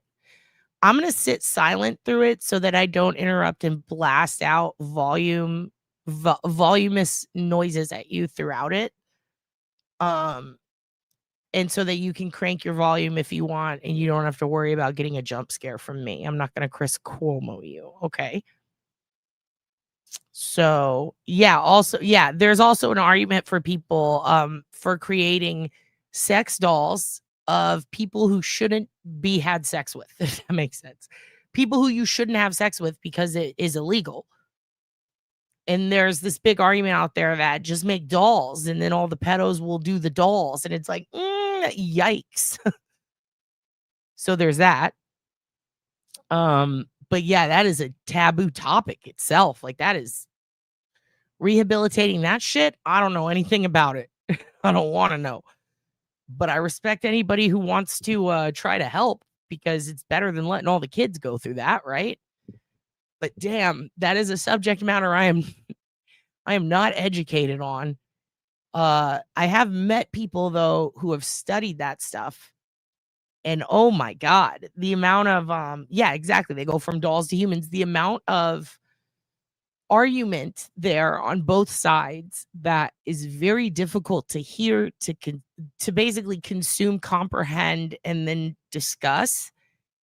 It's very hard to control, at least for me, my emotions when talking about that shit. Cause I'm like, no, fuck them. Who cares if they're satisfied, you know?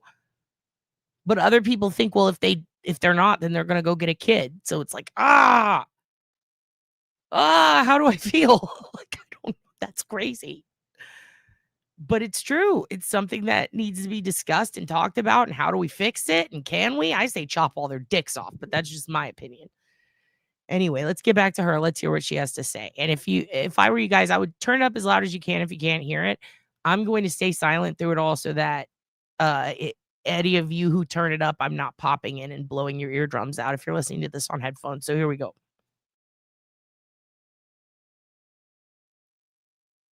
He knew what he was doing when he did what he did. So, Anna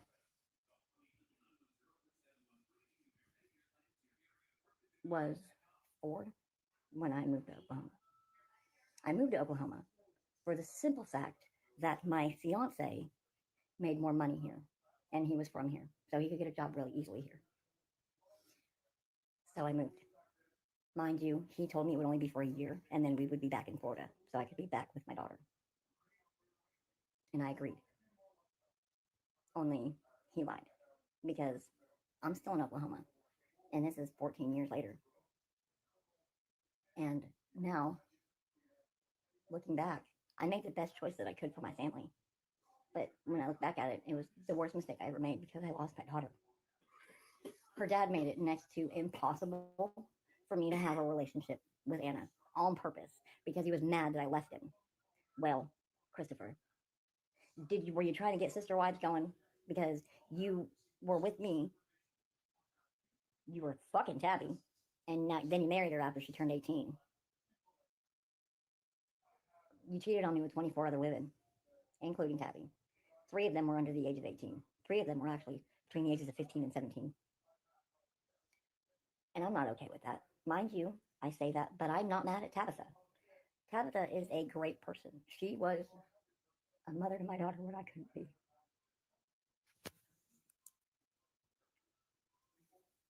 And she did a great job raising her. Anyway, Christopher made it next to impossible for me to have a relationship with my daughter. He made it extremely hard for me to see her. He would ignore my phone calls, not tell Anna that I called, and then call like a week and a half, 2 weeks later, and Anna would be like, Mom, why haven't you called me? And I'm like, I've been calling you. You didn't get any of my voicemails? Your dad didn't listen to them? No, he said you haven't called. So he told her that I didn't care. He's been telling her I didn't care, and then I moved away for years because I didn't love her. At least that's what I'm telling myself, because it's the only thing that made sense as to why we grew apart, and also because I couldn't see her as much as I wanted to. It was about $1,400 every summer to go down and see Anna and bring her back here for 2 months, because Christopher wouldn't help me pay for the gas it took to drive all the way down to Florida and back up to Oklahoma, and then not even a month and a half later drive all the way back down to Florida and back up to Oklahoma when I had to take her home. I loved my daughter. Let me get that straight right now. My children are my world. And even though I wasn't in her life, it doesn't mean I didn't think about her every day.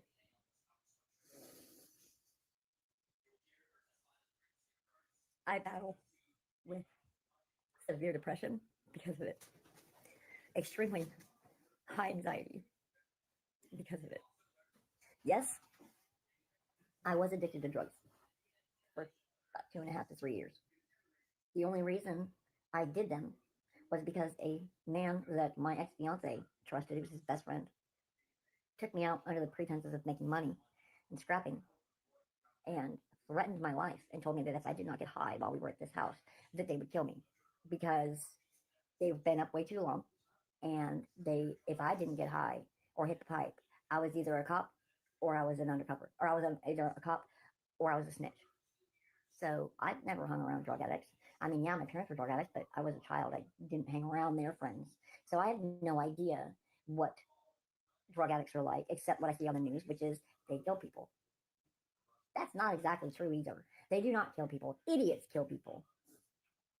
Anyway, so I got addicted to drugs for about 3 years. And I got off drugs by myself. I didn't go to rehab. I didn't, I just quit cold turkey. Okay? Yes, I have no teeth in my mouth. No, that has nothing to do with drugs. That has to do with a hereditary gum disease I got from both of my parents. Why don't I have teeth? Well, because the last set of dentures that I bought, a bitch got mad because she was jealous that I looked better than her, apparently. So she thought she would burn my dentures, and because she thought she looked better than me with no teeth in her mouth. And like I told her, bitch, I look better than you with no teeth in my mouth on a bad fucking date. I'm sorry. God made me that way, I guess. I don't know. But anyway, besides the point, bunny trail on that one, ADHD. Thank you. But I love all 3 of my kids. And right now I'm not allowed to see either one of my boys. Why? I don't know why. I can't see either one of my boys. Their father will not talk to me. And all I get to communicate with is his wife, who is lying to me because she told me neither one of the kids ever wanted to see me. That's a bull-faced lie, because my friend Gayla's nephew is in Cody's class, and Cody always tells him how much he misses me and how much he wants to see me. So that right there says the bitch is lying. She tells me that if I show up on the property, I'll be arrested. Well, I don't give a fuck. Like, police don't scare me. I seen a post just a few minutes ago on Anna's Facebook stating that I was in jail right now. Whenever she made that post, I was in jail right then. But does she know why? I was in jail because of truancy on my son, because I didn't sign him up for school and he missed the first 8 days of school 2 years ago. That's why I was in jail. But anyway, so the only reason I didn't have a relationship with my daughter is because Christopher made it impossible and filled my daughter's head with lies. And the only information Christopher actually knows about me is he said, she said bullshit between my ex-fiance and him. Well, my ex-fiance doesn't ever talk to me either, so how the fuck does he know what's going on in my life? He don't talk to me. He don't see me. All he knows is what other people tell him. So again, he said, she said, fucking bullshit.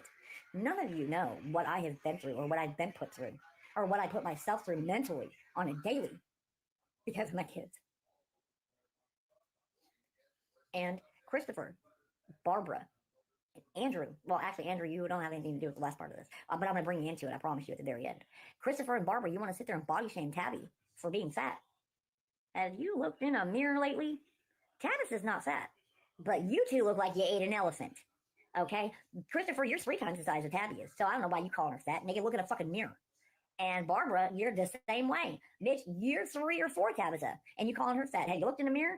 I think y'all need to stop deflecting yourselves onto Tabby. Grow the fuck up. Man up. And Andrew, okay, if you want to call me out on how bad of a mother I am or whatever, because you have no idea, let's talk about the teenagers you were dating when you were 28. Did you forget about that? Because you did the same thing your brother was doing. You were both dating minors under the age of 18 when y'all were in your mid to late 20s. Thank you. Okay. Well, now would be the time to Hi, TikTok. go ahead and you can turn it back down. So I have a lot to say on this. First of all, I'm torn. Believe it or not, I'm a little torn on this because she makes some good points at first. And then it gets weird. Okay? Because at first, it's a lot of, let me give you the dynamics. Okay? And it makes sense based on what is in court records. It seems that Chris did screw the babysitter. Now, I would say molest or groom because the babysitter was 15 and he was an adult. Okay. I like that she defends Tabitha, the babysitter, and that she admits that Tabitha did a hell of a job raising her daughter, because that's also what we've heard. Hold on 1 second. I have to put this on silent. I have a friend who's a little bit drunk right now at a wedding, and she's calling me, and I told her I'm live. She doesn't understand. See what I mean by when you get drunk, it changes you. It makes you not understand boundaries. Poor girl. Anyway, they're doing the whole we're keeping your car keys and you're sleeping here thing, and she wants to go out. And I am with them. I'm like, no, you need sleep.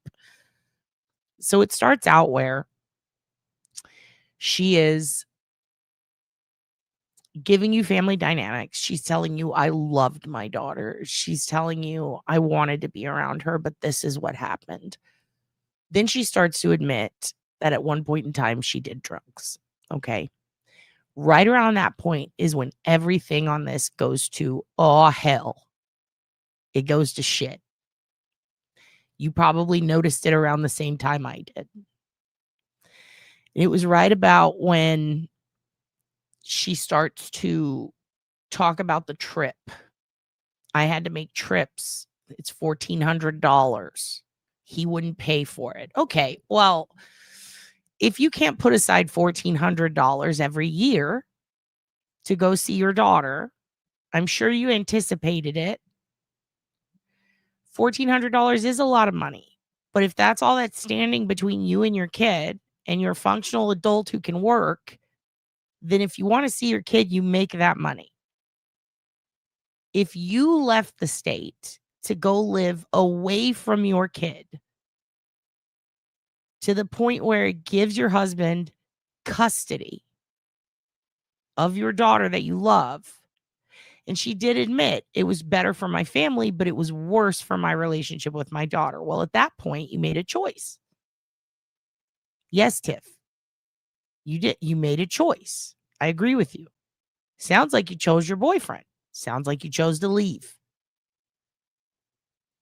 So now you have chosen to leave the state and go far away. So you don't really get to be mad at your ex-husband for not giving you money to go visit the child when you made that conscious choice to leave. If you had moved to Thailand or to London, are you going to expect him to pay for that trip? I don't get the logic. And I'm sorry if people think I'm a heinous individual for not getting that logic, but I don't get that logic. If you chose to leave your family, you cannot get mad at your family for not paying you to come see your kid, to make it more convenient for you. It is. It's like leaving my HOOGAN. If I left HOOGAN with the pet sitter and go to New Orleans and then yell at the pet sitter for not paying to send HOOGAN to me, it makes no fucking sense. So if you're going to create human life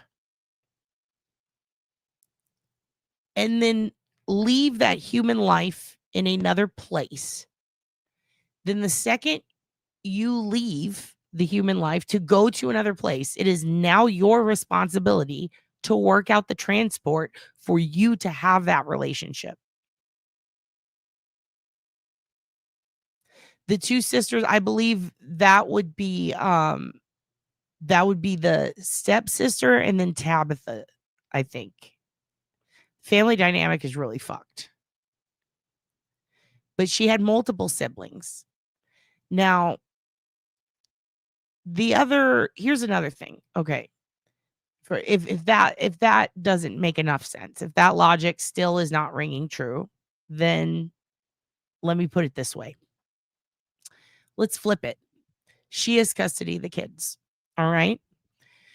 Chris meets a chick. She says, move with me to California.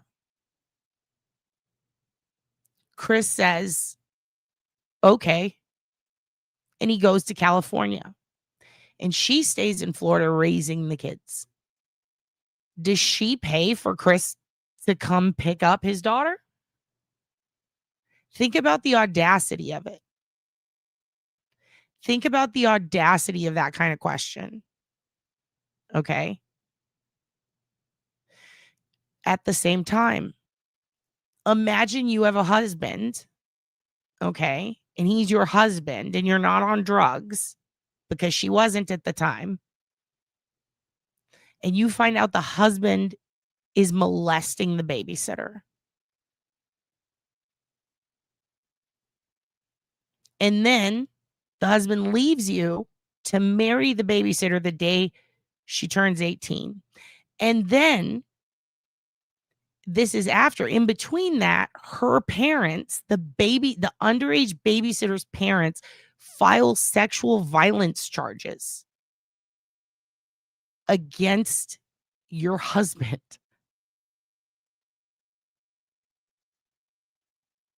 That's a lot.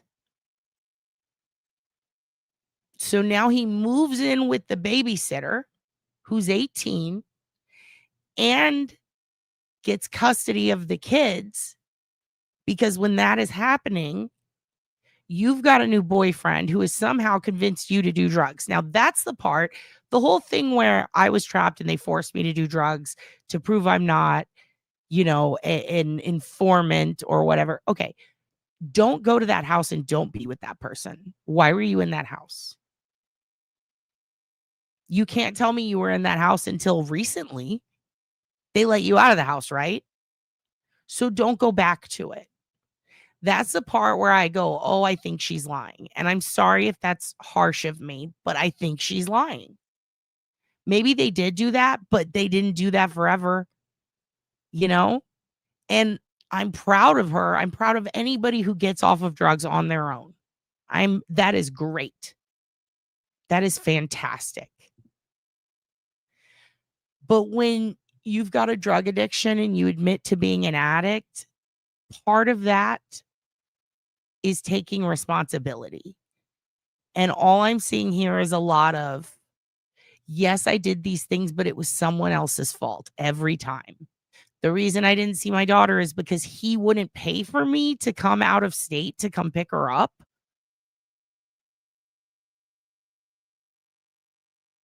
Oh, the reason I got addicted to drugs is because someone forced me to do them one time. Okay, but what about all the times after that? Because if you had an addiction and let's say it was just 3 years, but let's say it was just 3 years, okay, did they do that every time? That's weird to me. At some point, probably the first time you did drugs with them, they would believe you're not an informant. So no, I don't think that it's their fault you did drugs, ma'am. I think it's yours. And I think you need to take responsibility for doing those drugs. Because if you truly are recovered, you would have done that by now. If it was many years ago, if it was 20 years ago and you did it for 3 years, how can you not still admit, or how can you still not admit, I should say, that the onus is on you, that you played a part in the drugs you did? It's okay to admit that. It's okay to admit responsibility in your own drug addiction. In fact, I would say it's extremely vital in getting over that addiction and being sober is that you take responsibility for your actions. One of the steps is to do that. One of the 12 steps. And another is to ask forgiveness. And in order to ask forgiveness from those you have harmed, I believe you're supposed to admit that you had a problem and it was your fault. You're supposed to take the onus. So seeing that excuse, when that happened, that's when I went, oh no, here we go. And then it goes on and on. Her daughter is dead, and not trying to be judgmental, but who cares who is fat? I don't care how good you look with or without teeth, ma'am. I don't care that Chris's ex is fat. I don't care that this person is fat. I don't care how good you look with or without teeth. Your daughter has been murdered on a cruise ship. And you're doing Ultimate Warrior Hulk Hogan YouTube battles over who's fatter and who fucked whose wife. Like, this is weird. That's not how you behave. It's fucking embarrassing. The first part, I'm going to give it to you. Thank you for that, ma'am. You answered a lot of questions. You answered a lot of questions. You tied up a lot of loose ends. And I understand why she brought the teeth up. It's because people were saying she's a drug addict. She doesn't even have teeth. And when you see 1,000 of those comments and your daughter just died, was murdered, I can see a little bit of, and by the way, I have gum disease. I have gingivitis. But she didn't just stop there. She went into, yes, Graves goes DNA. Toombs, you're right. She went into and this bitch tried to burn my dentures because I look better than her. Uh-oh. Someone got a little crazy there. First of all, can't burn dentures. Second of all, what? Third of all, why? Fourth of all, stop. Please stop. Nobody cares. Nobody cares about how this person did that. The fact, thank you, Tiff. The fact that someone was able to reach into her mouth and take her teeth makes me concerned. How are you going to protect your fucking kids if you can't even protect your own grill, ma'am?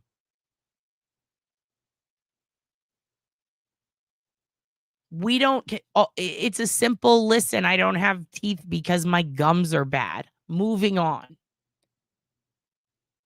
And even then, you don't even have to explain any of that to us.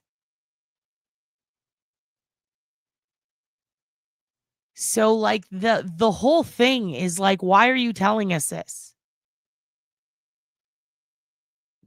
Stealing dentures, burning dentures, having dentures. What does dentures have to do with any of this? Also, hello, Noelle, number 28. Love you too.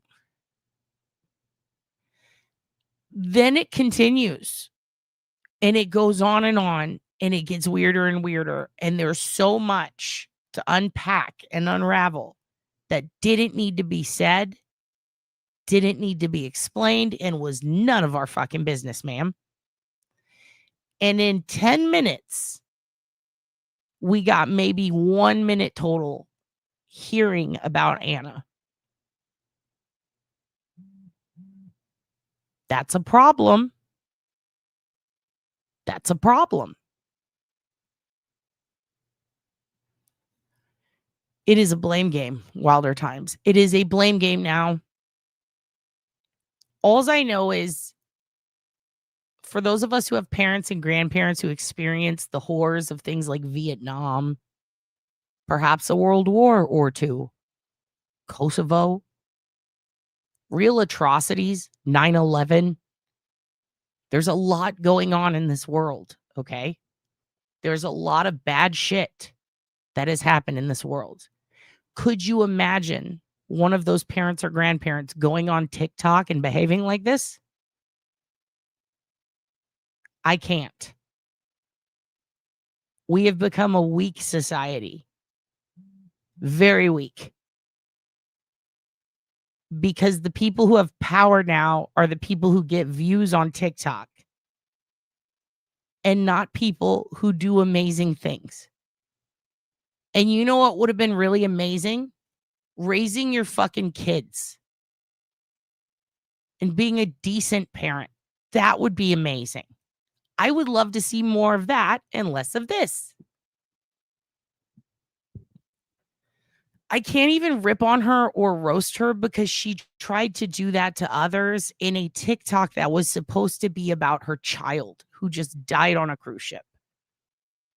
I'm not going to sink to that level because I do feel like her heart is hurting. But damn, that heart is wild too. This woman is wild. Like, this is not how you do it. This is not a gotcha. This makes me a little more worried for Anna.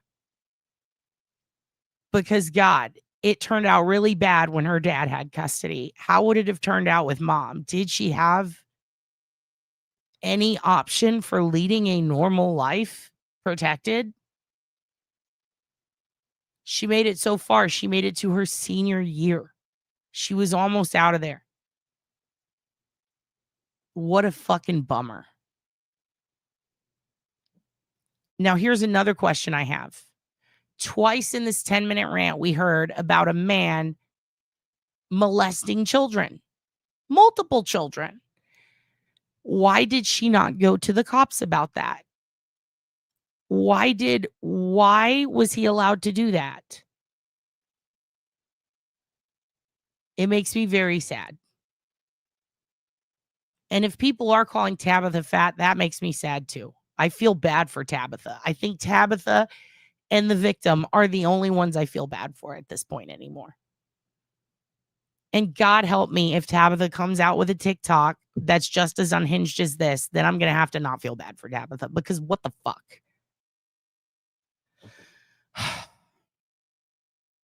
This is just an unfortunate situation. Anyway, that's the mother. That's what she had to say. And you can find her at Anna's Mom 1984 on TikTok if you want to learn more about the family dynamics. But I think we're done with that part. But I just kind of wanted you guys to see what we're working with here and why when I said this is going to be a difficult one to go through yesterday, what I meant. Fat or toothless, a kid is dead. That's the shirt. For fuck's sake, that's the shirt. We're not going to get that shirt. Yeah, nobody had boundaries in this family. Unless there was a boundary between a parent seeing their child, that was maybe $1,400. And if that's the boundary, you could have figured something out. I'm usually a lot more chill with people who experience financial problems because I grew up poor. I know what that's like to struggle. But when you got manic panic in your hair and there's a guy hawking loogies in the background with the cable on and you're producing more human life after this poor girl, then I don't feel bad for you when you can't come up with $1,400 a year. How are you going to raise her if you got custody? How are you going to raise her? It costs more than $1,400 to raise a cheerleader annually. I know that's a shock to some people. I was mascot. I saw how much those kids had to spend on their cheer shit. How are you going to raise a child on less than four? If you can't get $1,400 a year together to go pick a mosquito. Fuck you, mosquito. It's been biting my face. I'm gonna kill it. I see it. I see it on the lamp. I kind of want to go kill it. Please hold. Please hold while I murder a bug. I'm sorry. I was in the middle of a rant. I know it was a decent one. I know there was, but I gotta kill this mosquito before it bites my face. Hold on. Get on the roof. I ain't never see a big boy get on the roof. I ain't never see a big boy get on the roof. I ain't never see a big boy get on the roof. Big boy ain't been on the roof. Never see a big boy get on the roof. I ain't never see a big boy get on the roof. I ain't never see a big boy get on the roof. Big boy ain't lay on the roof. I ain't never see a big boy get on the roof. I ain't never see a big boy get on the roof. I ain't never see a big boy get on the roof. I ain't never see a big boy drill on the roof. Never seen a big boy drill on the roof. I ain't never see a big boy drill on the roof. Big boy drilling on the roof. Big boy drilling on the roof. Big boy ain't drilling on the roof. I ain't never see a big boy get on the roof. I ain't never see a big boy get on the roof. Big boy ain't climbing on the roof. I ain't never see a big boy get on the roof. How you do it like that? Damn, you got tools on your back. Climbing on the roof. I ain't never see a big boy get on the roof. I ain't never see a big boy get on the roof. Shit, big boy get loose. Shit, big boy get loose. I ain't never see a big boy get on the roof. I ain't never, shit, and you falling on the roof. I ain't never see a big boy hop on the roof. How you do it like that? Shit, you just make a back. Shit, pick up your back. I ain't never see a big boy get on the roof. Get on the roof. Get on the roof. Get your ass out the roof. Get your ass back out the roof. I ain't never see a big boy leap on the roof. Take a big ass off. Okay, I didn't kill it. I did knock the lamp over. I knocked the lamp over. I thought I broke the bulb. I didn't kill it. I don't see it anywhere though. But I don't have its blood on my hands. So I know it's a foot. That was clever. Anyway, I'm just saying, how are you going to raise your kid under $1,400 a year? If you can't come up with $1,400 to go see your kid and pick your kid up and bring your kid to you, how are you going to, how did you ever expect to have custody? Because it would have cost more to raise her. So how are you going to take care of her? How are you going to take care of her if you don't have that money? Yeah, you have a band kid. You're broke. You can't afford her. Exactly. And that's banned. Cheerleaders, they make you pay. It's like what, $3,000 on average for all the shit you need for cheer. I was the mascot and had an old costume and I had to pay for dry cleaning and I just didn't. And it stunk. because it was too expensive. I cannot imagine buying all the shit my peers had to buy. Ugh, exactly. Why? It makes me so mad. It makes me so, he's going to get me. I know. Why aren't you here to save my life, Darlene? Ugh. Cheer camp is the war. Oh my God. And my sponsor used to pay for me to go to cheer camp because I wasn't required to because I was mascot, but I was their, what do you call it? Their secret weapon. He used to call me that and I hated it. Like, I'm not a weapon. They're like, you're the weapon. And it's like, nobody else is bringing their mascot. I'm like, yeah, because I look like a fucking dickhead. And my job was to just spot the cheer. Like, I would literally stand there and like I had to learn how to toss them and catch them and all that shit. And I couldn't even do like a backflip or anything like that. I just did stupid stuff. I did a lot of pantomiming. And I don't know. We did really good, though. They really liked me. And they used to always be like, oh, they have a mascot. And people acted like I was a real cat, like I was a real tiger. Like they'd come pull my tail and go, oh, good kitty. And I'm like, you're adults. Like you're teens at least. Like you guys know I'm a person. And they all of a sudden, adults would melt into children when they saw me. They'd go, oh my God, it's a tiger. And I'm like, I'm a human. It's 140 degrees in my head. I'm dehydrated. But no one cared. It was fucking crazy. So I can't imagine. Yeah, I smelled so bad in that costume. Thank you very much, Sherlock. I am a good kitty. And then when they'd find out my name was Cat, they'd go, Cat? And you're a tiger? Oh my God. And I'd be like, oh.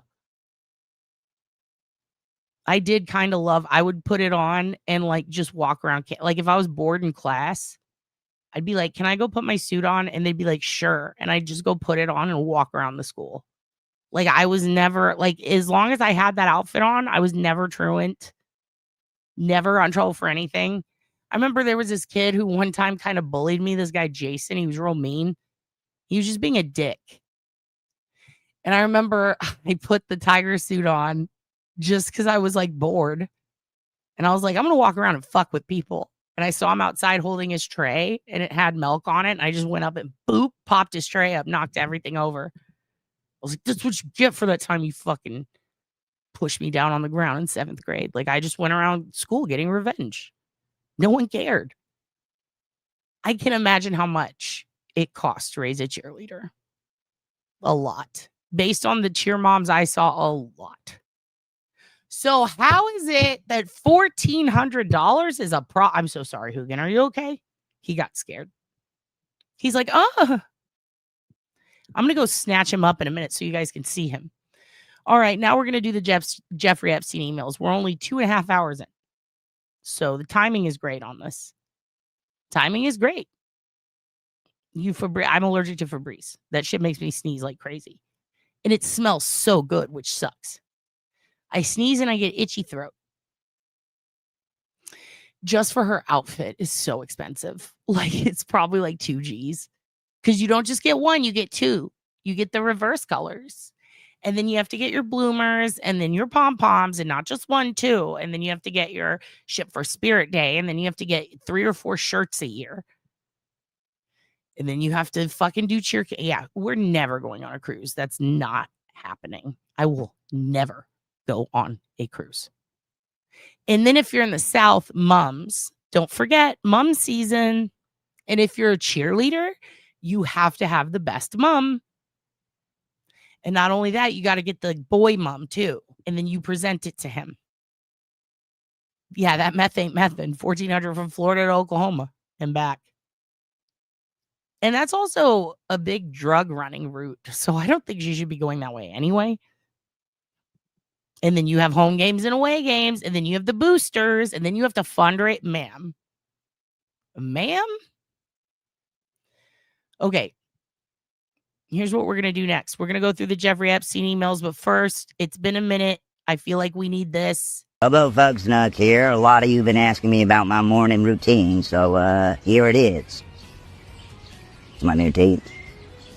Snort-worthy smile, if you ask me. So I like to start my morning by waking up at 2 in the afternoon, get a quick lift, lick, and lurk in before I go off and spend the next several hours in the woods. And this time is mainly for my freeform lurks. I just lurk like no one's watching. Then I head into town to do some casual creeping. I mean, I'm freaking everyone out because I'm getting in my squirms. But you gotta squirm to stay firm. I forget what I'm doing for the next 3 days and get an office job that I absolutely hate. Spend most of my time hiding in the storage closet, but all my coworkers know I'm in there. The next 26 hours I'm purposefully unconscious. Come to so I can try on some tuxes because I'm getting married. Love to Ragnora. I'll practice my funeral for 30 minutes, at which point I gotta pretend to listen to someone tell me about a dream they had, but I'm really just thinking about what I'm gonna say. Then, and this is important, I'll just wait, eerily, for hours. What am I waiting for? A big heap of nothing. I wait to wait. I'll spend 2 minutes trying to create fire with my mind, giving me just enough time for a last lurk before the day begins. That's the Bobo way. Drive the fuck up there or you're gonna get booted the fuck out of here. Yeah, no, we're fine. Enough. No, you're not a tough guy. Hurry up. I'll fucking promise you that. Hurry up. He's pretty tough. Not that fucking tough. No, he's not. Not that fucking he's not. tough. He's not tough. No, he's pretty tough. He's not tough. Fucking tough. You're not tough. Hey, you're not tough. Let's get going. Get going. Or you can play behind us all and you can take all the fucking time you want. This is golf. fucking You're not embarrassing. tough. This is golf. This is not Yeah, golf. it's not. You can stand there 15 fucking minutes. You That's can't not even. golf. You guys can't even stand up. and tee your ball up now. He's not teeing it up. He's standing there. Do we need to get the police out here? No, we don't need police. We're not. Okay, then let's get going here. Let's go. Pick your shit up and get going. This is not fun. We're what? I'm gonna throw him in this fucking lake. Is what's gonna happen. No, fuck you both. This is fucking bullshit. They've been sitting there for fucking 23 minutes. Well, cry about it. Fucking cry about it. I'm going to. Fucking cry about I'm it. gonna fucking You cry about fucking it. pussy. I'm a pussy. Like, fucking cry about it. Buddy, you're gonna get fucking shit to. I don't give a fuck. Like badly. Good. Let's Fucking fucking go, man. Buddy, you Oh. don't want to go me. No, I'm not filming this. I'm not stopping. No, you guys need to get off the golf course. Yeah, we will, man. No, now. Like, pack up, go now. Get in the car and go. I don't know what you're doing. You're not scaring anybody. You're just making I yourself. don't fucking care. Hey, man. Come on, man. Hey.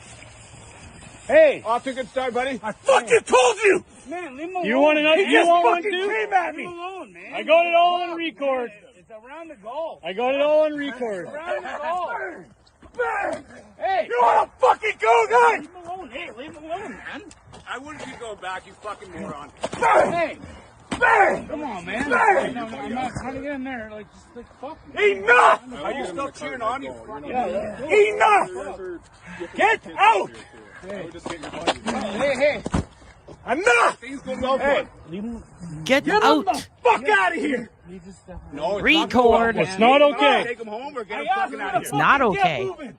I said stop looking like an idiot. Get out of here. God damn, man, these motherfuckers gave me this goddamn dog for free. Come to find out I speak Spanish. Come here, Snack. Vente. Sentate. Dame la mano, move. That's my ringer on my phone now. Dame la mano, move. By the way, I have to show you guys sometime. I just feel bad. I don't want to shame people who don't deserve it. But I saw a kid in front of Cafe Du Monde playing saxophone. And at first it was beautiful. It was like, oh, what's that song? And then it went flat and then the squeaks happened. Like his embouchure was fucked because it was like, wee, wee. And I realized, oh my God, this is like a band kid that's learning to play the saxophone who came out to busk in front of Cafe Du Monde. And I almost became this guy. No. You go. Get the fuck out. Get the fuck out.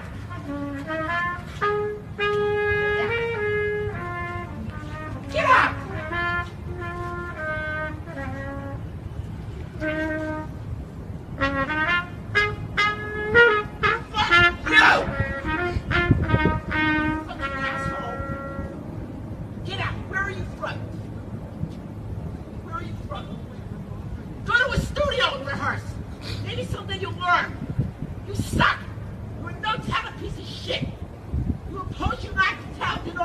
money ratchet what they want to do or not. Get out! How dare you come down here and do this? I was so close to doing this. Time I hope like you're a disgrace. You're a disgrace. How dare you? I'm 3 blocks down. I went to Juilliard. I didn't spend half my life at the Berkeley School of Music. Who the hell do you think you are? Who do you think you You are? any kind of artist? Anybody know who you You're are? an artist? Maybe everybody else wants to enjoy the peace and quiet. This is one of the most important places in all of North America. Who are you? Who are you? Who are you? You miserable, presumptuous, no tap. This is me when Jimmy Burke was jerking off in front of the Vietnam Memorial. No. No. Exactly. That's it. Yes, that's a dude, you guys. Jesus. Every time. Every time you guys get into a gender battle, the point is that the man has a point. Okay? And I almost became him.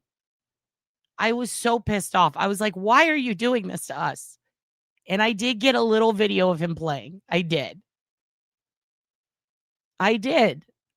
Because he sounded horrible. Yeah, it's a dude, you guys. It's a dude. He's a musician. That's why you can't tell. All right? But hey, what did you do? I deserve to be more famous. Here is everything I did in 1 year. I put my son on Grindr. I invented the pyramids. I dedicated a month of my busy time to the gays. I protested outside of Panera. I did guerrilla marketing. I voted. I voted again. I turned 32. My son got kidnapped by the circus, and then he got released. I think he was doing faking about it. I reunited with my god cousin and found him a god girlfriend. I still have not been able to borrow the Red Robin bird for a night, but this will happen soon. I only want to talk to it. What did you do? Probably nothing, but that's okay. You can still wear my fashions to be more like me. Send this to your secret daddy. Good evening. You are my father now, and there's no way to stop it. I know this news brings you painful joy and makes your heart do humping, but we mustn't tell a soul. We need to do our daddying in secret, or the moon will kill itself. This is the law. However, there is only one day a year we can celebrate without damnation, and that is on Father's Day. On this day, you can proudly wear this fashion. It's Daddy O'Clock. Time to hold my boy. While wearing this, you can publicly do patriarchy to me. We can go to Sears and look at the fridge. Tag Sears and tell them to get the fridge ready. You are on your period. Send this to someone on their period. Congratulations, you are bleeding out. Do not feel shame about this blood. It is natural and beautiful. This is just your time of the month, and it will soon pass. Be thankful for your crampy fallopians. It means your dead uterus is being birthed from your slippy gash. You are not infected with the baby, so be proud of your menstruation. Embrace it. Wear fashions about it, like the ones I designed. Congratulations to me. I am on my period. There are also designs for PMDD and endometriosis. Don't forget to wear this on Free Bleed Friday. Please comment, I am blood. And always remember, you are loved, even if you're infected with gay. Okay, guys. So someone wanted to come say hi. He's not being held hostage. This is just how he looks. You say hi to your fans. Say hi to your fans. Tell them, say, I was tired. And then I took a dump. And I tried to lay down. And mommy did this. Mommy went and got me and made me stand up. Hoogan,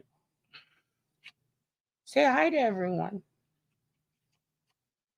Say hello.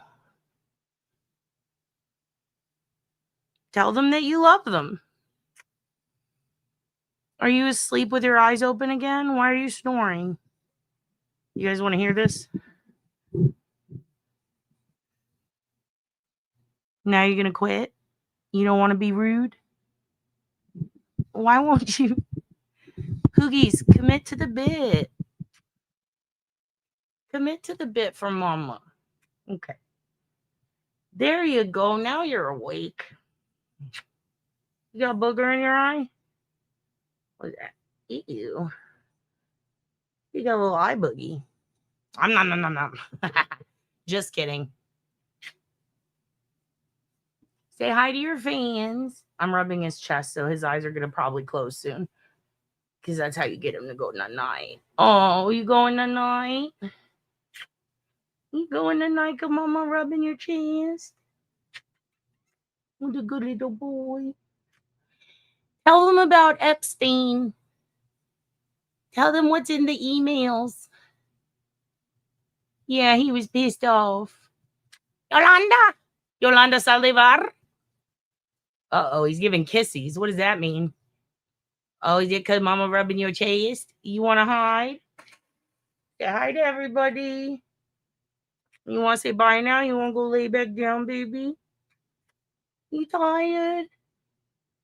They all got their little HOOGAN break. Oh, he's falling asleep, you guys. He's falling asleep. All right. You want me to put Titanic Pig back on? So you can watch it? Oh, God. Oh, God. There you go. Ugh. He's a little snorger. You got the spit in your eye goo on me, and I love it. There you go. There's HOOGAN. Of course he's Jewish. He's the chosen one. He's the first Jew, actually. HOOGAN is the first Jew. On Shabbos, he just does what he always does. He just lays around. All right, so, try not to sneeze. HOOGAN was also chasing a bunny earlier. He'd like you to know that. So, let's get to the point. So this is where the person who created this posted it. And I'm pretty pissed off because essentially they took it down right away. Interesting as fuck because it's political. But as you can see, removed by moderator. But this, I got to pimp out interesting as fuck subreddit because it really does have truly all sorts of interesting as fuck stuff. All right. But the person who put that up, they still kept the URL going, which I appreciate. And what was it that they posted? Well, they basically created a platform that is essentially Gmail, but it is Jeffrey Epstein specific. So it is Epstein's Gmail account. And this is exactly, and I'm going to take the comments off just for this. This is exactly what it would look like if Jeffrey Epstein checked his inbox. And as you can see, it's even got his little face up there. All right. And this is exactly what it looks like. His contact list under people would have been to the left because that's the only thing that he had in there as far as the list goes. So some people have like work colleagues or, fucking musicians, whatever, friends, family. He just had all contacts shifted to the side. You can click on the start and see his start emails. You can see his sent emails. And as you go down, you can see in order, and you can also randomize it if you want. But this was meant to be in order based on what he last responded to before he went to jail. What he last responded to before he was indicted the first time, before his court case in Florida, back leading up to him getting arrested. Was he aware? Well, you can see all of that in these emails. Now, as you can see, I've already clicked through quite a few, especially the ones with Steve Bannon. I found those very interesting. I wanted to know what was going on in his hot tub.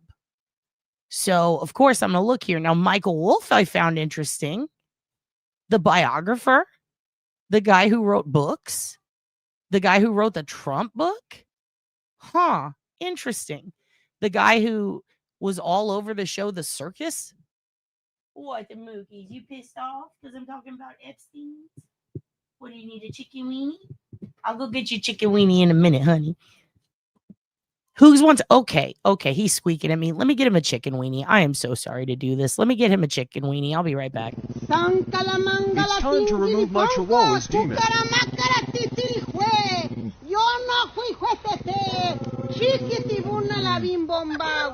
This time is going to work.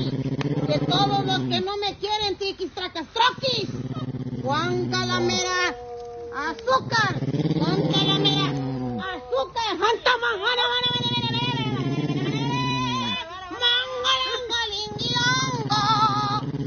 tiki, tiki, tracatú. A la víbora de la mar, por aquí pueden pasar. Los de adelante corren mucho y los de atrás se quedarán. Hoy, mi amor, hasta el perro no te quiere. Ya está hecho el hechizo. Ahora sí. ¡Újule! Listo. Ahorita va a volar. Para que vean. Ya está, mija, el hechizo hecho para todos los que no me quieren.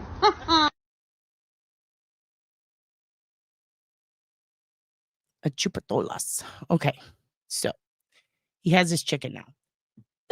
So let's go ahead and let's take a look at this. And why did this person put it in this format? Because when you're going through and you're reading through all of the documentation, it's all in black and white.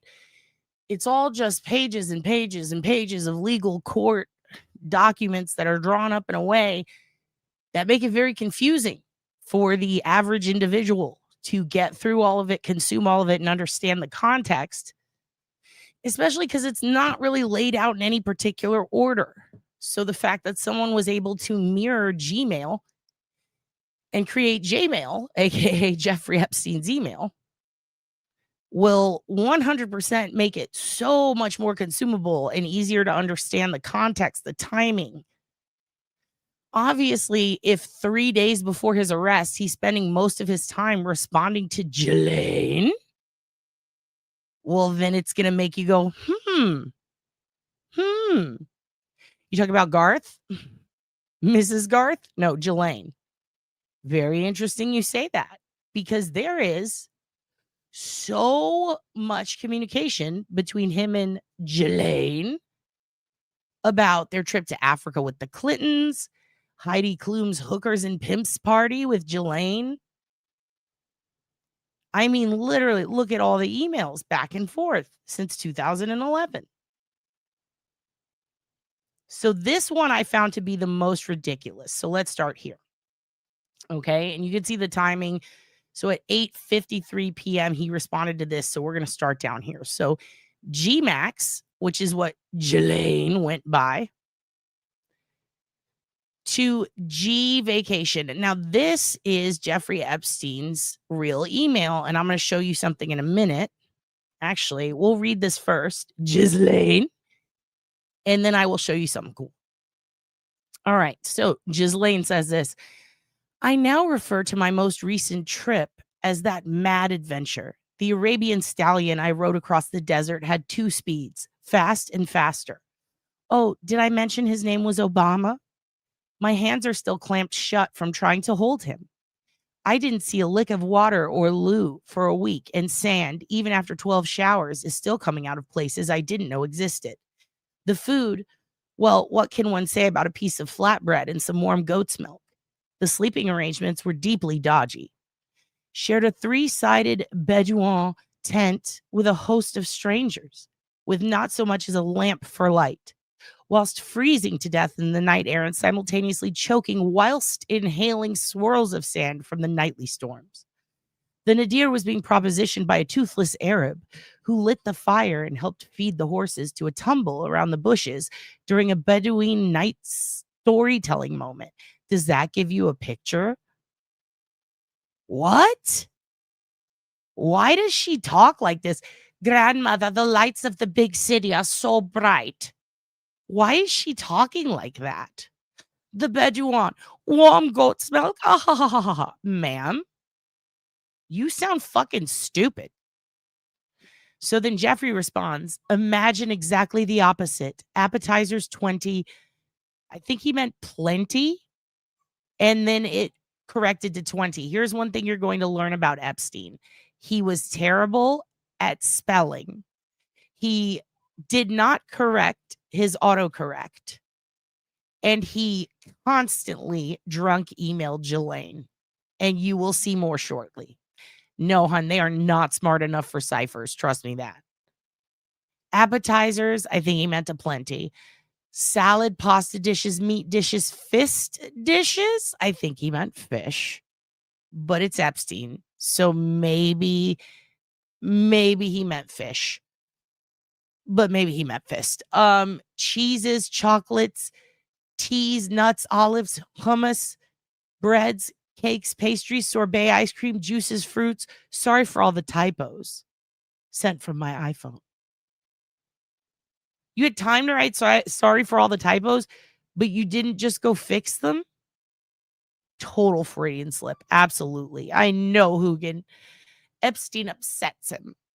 I hate the way Ghislaine talks. So that's one of their emails. Now, the fallacy in this is that you go back and that you'll be placed in the spot you were previously at. That's the one little flaw in this system, but it's fine. I ain't mad at it. So here we have them talking back and forth. It's 9:02 a.m. on April 2nd. And then right here is 2:15 p.m. So you'll often also see a couple of things flipped. For example, you might see them backwards. He sent this one first. She sent this one second, but in the other it was flipped. So that's another small thing. So right here, he sends her a Daily Beast blog about Bill Clinton, Katie Couric, Woody Allen, Jeffrey Epstein society friends, close ranks. Who's Jeffrey's power base? And Ghislaine sends back, did you have a chance to look at the potential idea of having people fulfill their contract with Sunrise? Just want to know what you think, as this is something you know well. It says in the article, the only thing that you don't get a pass on is poverty. So they were discussing throughout their emails quite a few contracts that were going on. One with Netflix, one with a book, a publishing company, one with the lady who wrote for BBC America, one who wrote for BBC in London, who ran BBC Morning News. And they're talking about how each of them got contacted to correct the record or to make statements on a lot of the quote unquote smear campaigns going on against them. And they would chat back and forth for weeks about how to handle it. And what I found interesting is Jeffrey Epstein is literally coaching Ghislaine Maxwell on what to say. This is what you say, Ghislaine, when they ask you this. You tell them that you didn't eat the egg, like stupid little things. Some of it has no bearing on anything. It's just, what do I do when this happens, Jeffrey? Oh, you whine and you dine and you ignore them, darling. Like, it's very fucking weird. So another thing that's fucking weird is this is his signature on every email. He lets you know on every email that it's almost like, okay, you know how there's some nutbag on your Facebook or like an elderly parent or somebody that they're not very online. They're not hip to the culture, which is fine. But they do buy into a lot of the bullshit like chainmail and stuff like that, or they don't get deep fake AIs. They think that that's all real. And they're like, oh my God, I saw an elephant become a bucket of flowers today. And you're like, what? So there was a thing for a while where people were like, if I post this copy paste thing on copy paste this on your Facebook to let them know, to protect yourself and let them know they're not allowed to use your shit. And then somebody copy paste a thing that says, attention Facebook and the federal government. This is formal warning that you are not allowed to use any of my shit. And they're like, that's going to stop Mark Zuckerberg. And it's like, no, you're just committing it's a chainmail scam. Like, just because you put that publicly doesn't mean they don't get to fuck you in the ass later. That's not how the internet works. So Jeffrey reminds me of that. Unauthorized use and copies of this email will result in me taking you to my island and locking you in a cave. Like, he's crazy. And also, I appreciate how Jelaine understood he likely does not have a subscription.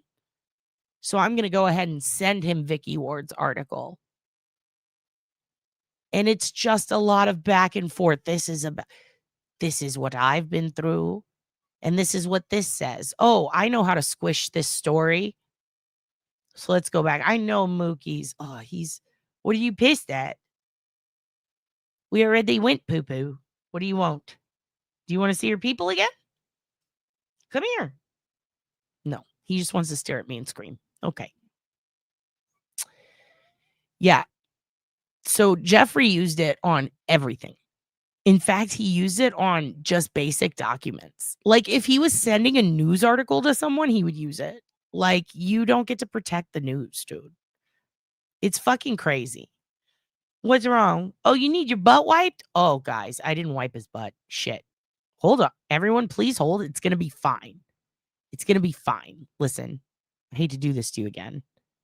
Just kidding. I love it. I know, honey. I'm going to go ahead and wipe your bum right now. What video should we show them while we do this?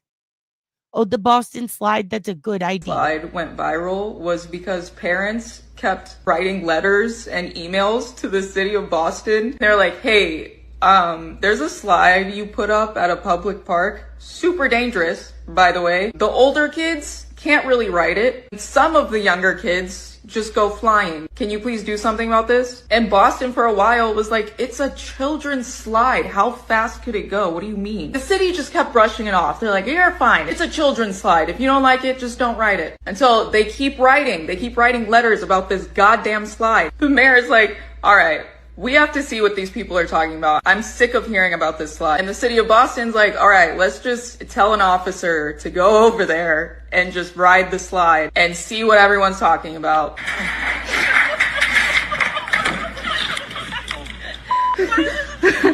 And that's why we have this iconic video of this Boston police officer going down this slide. The way I wouldn't go back to work for like at least a couple days. Y'all got it. You know what you did to me. They should have just believed the parents off rip, because what a specific thing to complain about. Also off rip. That's pretty cool. Okay, so HOOGAN is over there. I wiped his ass and then he pointed to his food bowl. So I gave him food. Now he's eating. Also, can I brag on HOOGAN for a minute? Thank you. His pet sitter loved him so much that he went out and bought a puppy after we picked up HOOGAN. So he bought a Boston Chihuahua. So a Chibobo. It's half Boston Terrier, half Chihuahua. I don't know its name, but Geach has a new sibling, and I can't wait to see it. Okay, back to Jelaine. So as you can see, they do block out whatever is redacted in the files. And right here, he's literally putting his disclosure above a disclosure. And this is notes on New York's oddest alliance. And it started with Ghislaine sending him and some stranger, some other person, or this person, I believe, sending it to Jeffrey, who got it from Jelaine. See how it's all fucked up? See right here, it says March 8th, 10:51 p.m. and then 5:48 p.m. And then right here, it's 12:17. So it starts with her in this, but it actually needs to be flipped. And you will see on some of them right here where the time is, it'll say like redacted or something, specifically because they redacted it. But it goes on and on about what Jeffrey's like, what Jelaine is like. It's basically just an article about them. And then Jeffrey slides in because this article was actually between him to Jeffrey and then to Jelaine. And so he includes this disclaimer with no context. And it's very strange. Now, there are a few things in here where you can use context clues, like when they speak about someone and you can see exactly who they're speaking about, specifically like Larry Summers, for example. For example, there's one person who writes to him and says to him, he says, Jeffrey, I'm about to go to UT Austin and be the keynote speaker. And then I'm going to this specific psychology fair. And it's at LSU. And I've been asked to be the keynote speaker there this year. So while we're there, we're talking about blah, blah, blah. And he makes jokes about sleeping with students and stuff like that. And makes a note of Jeffrey being a specific type of dude, liking them younger, things like that. And how he doesn't think Jeffrey's a monster. But this is how people in the olden days used to look at sexual predilections and preferences. And I'm like, ew, who is this pervert? And then you go and you see the pervert mention how he's going to give these keynote speeches. And when you look up who he is, it's fucking Larry Summers. And it's like, oh my God, like there are multiple people in here who give you context clues as to who they are. And that's not redacted, but their name is. And that's how you find out who it is. You just look up who gave this keynote in 2008, stuff like that. Chomsky is in there. You want to see? Like, it's really crazy. And see how it starts out up here at 8:23 a.m. and then it goes this way. The ascending and descending order flips. So when you're going through these emails, you need to kind of expand them and then look at them to know where to start, because sometimes you're going to start down here. So right here, and again, I do wonder, did they get them out of order again? Because it makes no sense, but whatever. So to Noam Chomsky, now where, please note. Got back a few days ago, right now at the Cape for a few days. After that, Valeria is off to Brazil, and I'll be in Cambridge until she comes back. So this makes me think their last conversation, he asked, where are you? And then perhaps the response was, you know, oh, I'm at this place. And now he's sending a cold email saying, now where? Like, now where are you? And then he's telling him. What was the highlight? Caribbean is close to Brazil. If you wanted, you're always welcome, and Valeria can meet you there. Highlight, a chance to spend some free time alone together, some good concerts, an evening in a small cafe with jazz duo playing Brazilian jazz, things like that. Still eager to make it to the Caribbean, but looks as though we'll have to wait. Now, at that part, I'm wondering, is he inviting him to Little St. James? And then he says, Brexit, Trump, Syria, Ukraine, all tribal. This is another thing I noticed how Jeffrey talks. Here, let me make it bigger.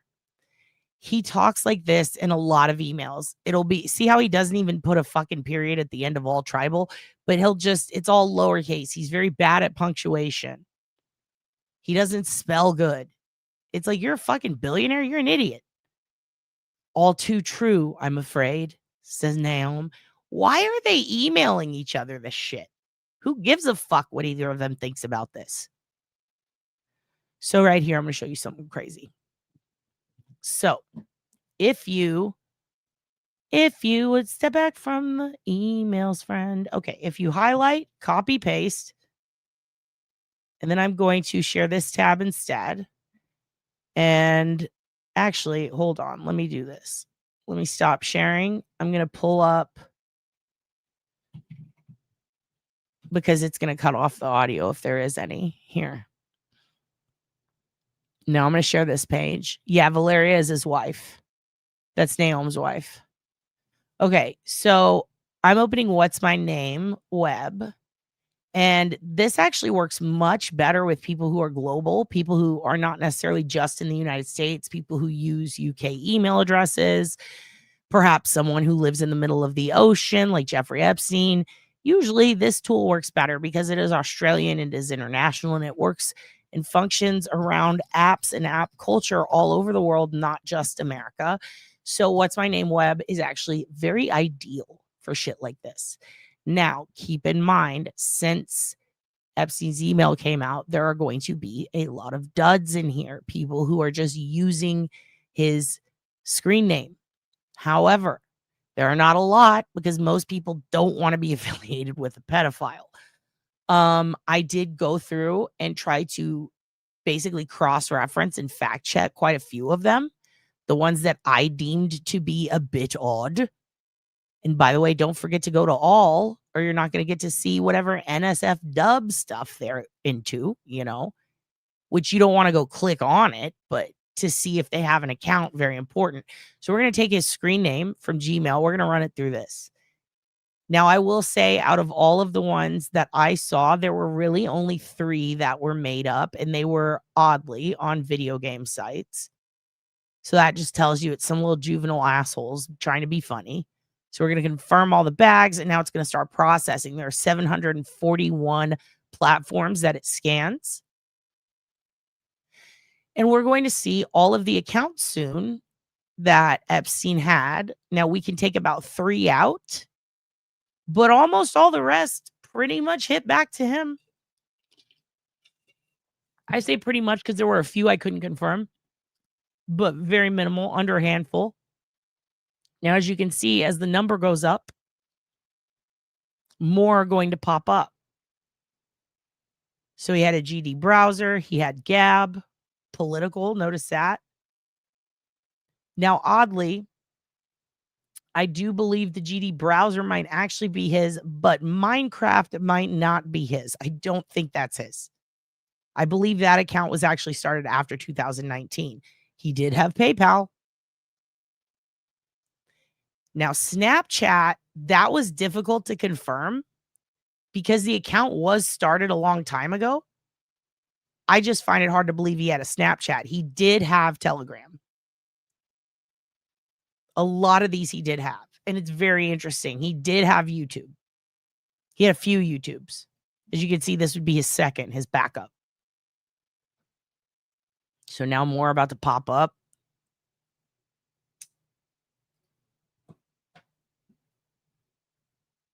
I'm surprised it hasn't popped up as Pornhub yet. He does have Pornhub. Might just be taking a minute.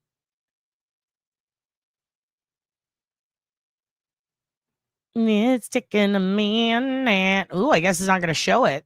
Oh, well. So if you run him through Epios, you'll see that. He has a Pornhub.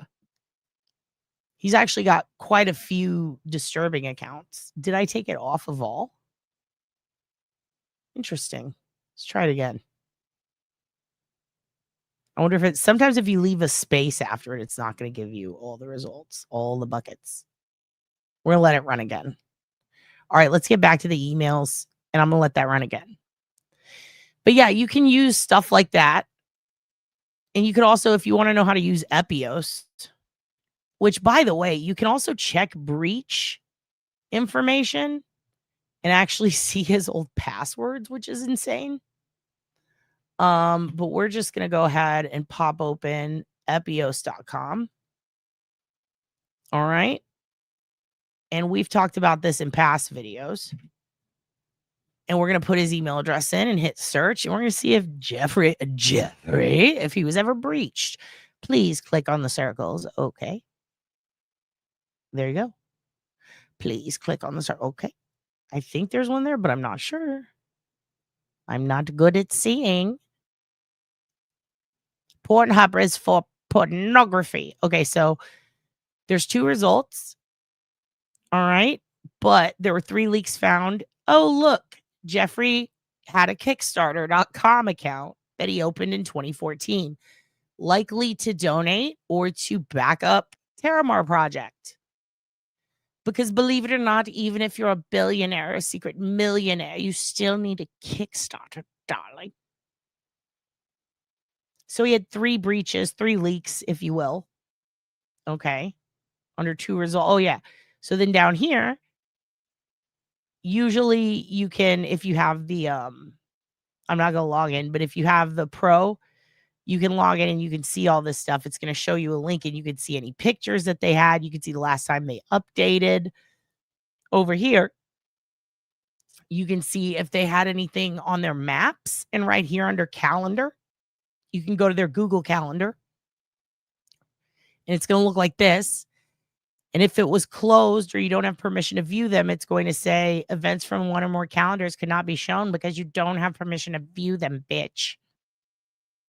But if they had it open and loose and it wasn't password protected, you would be able to theoretically go back and do this.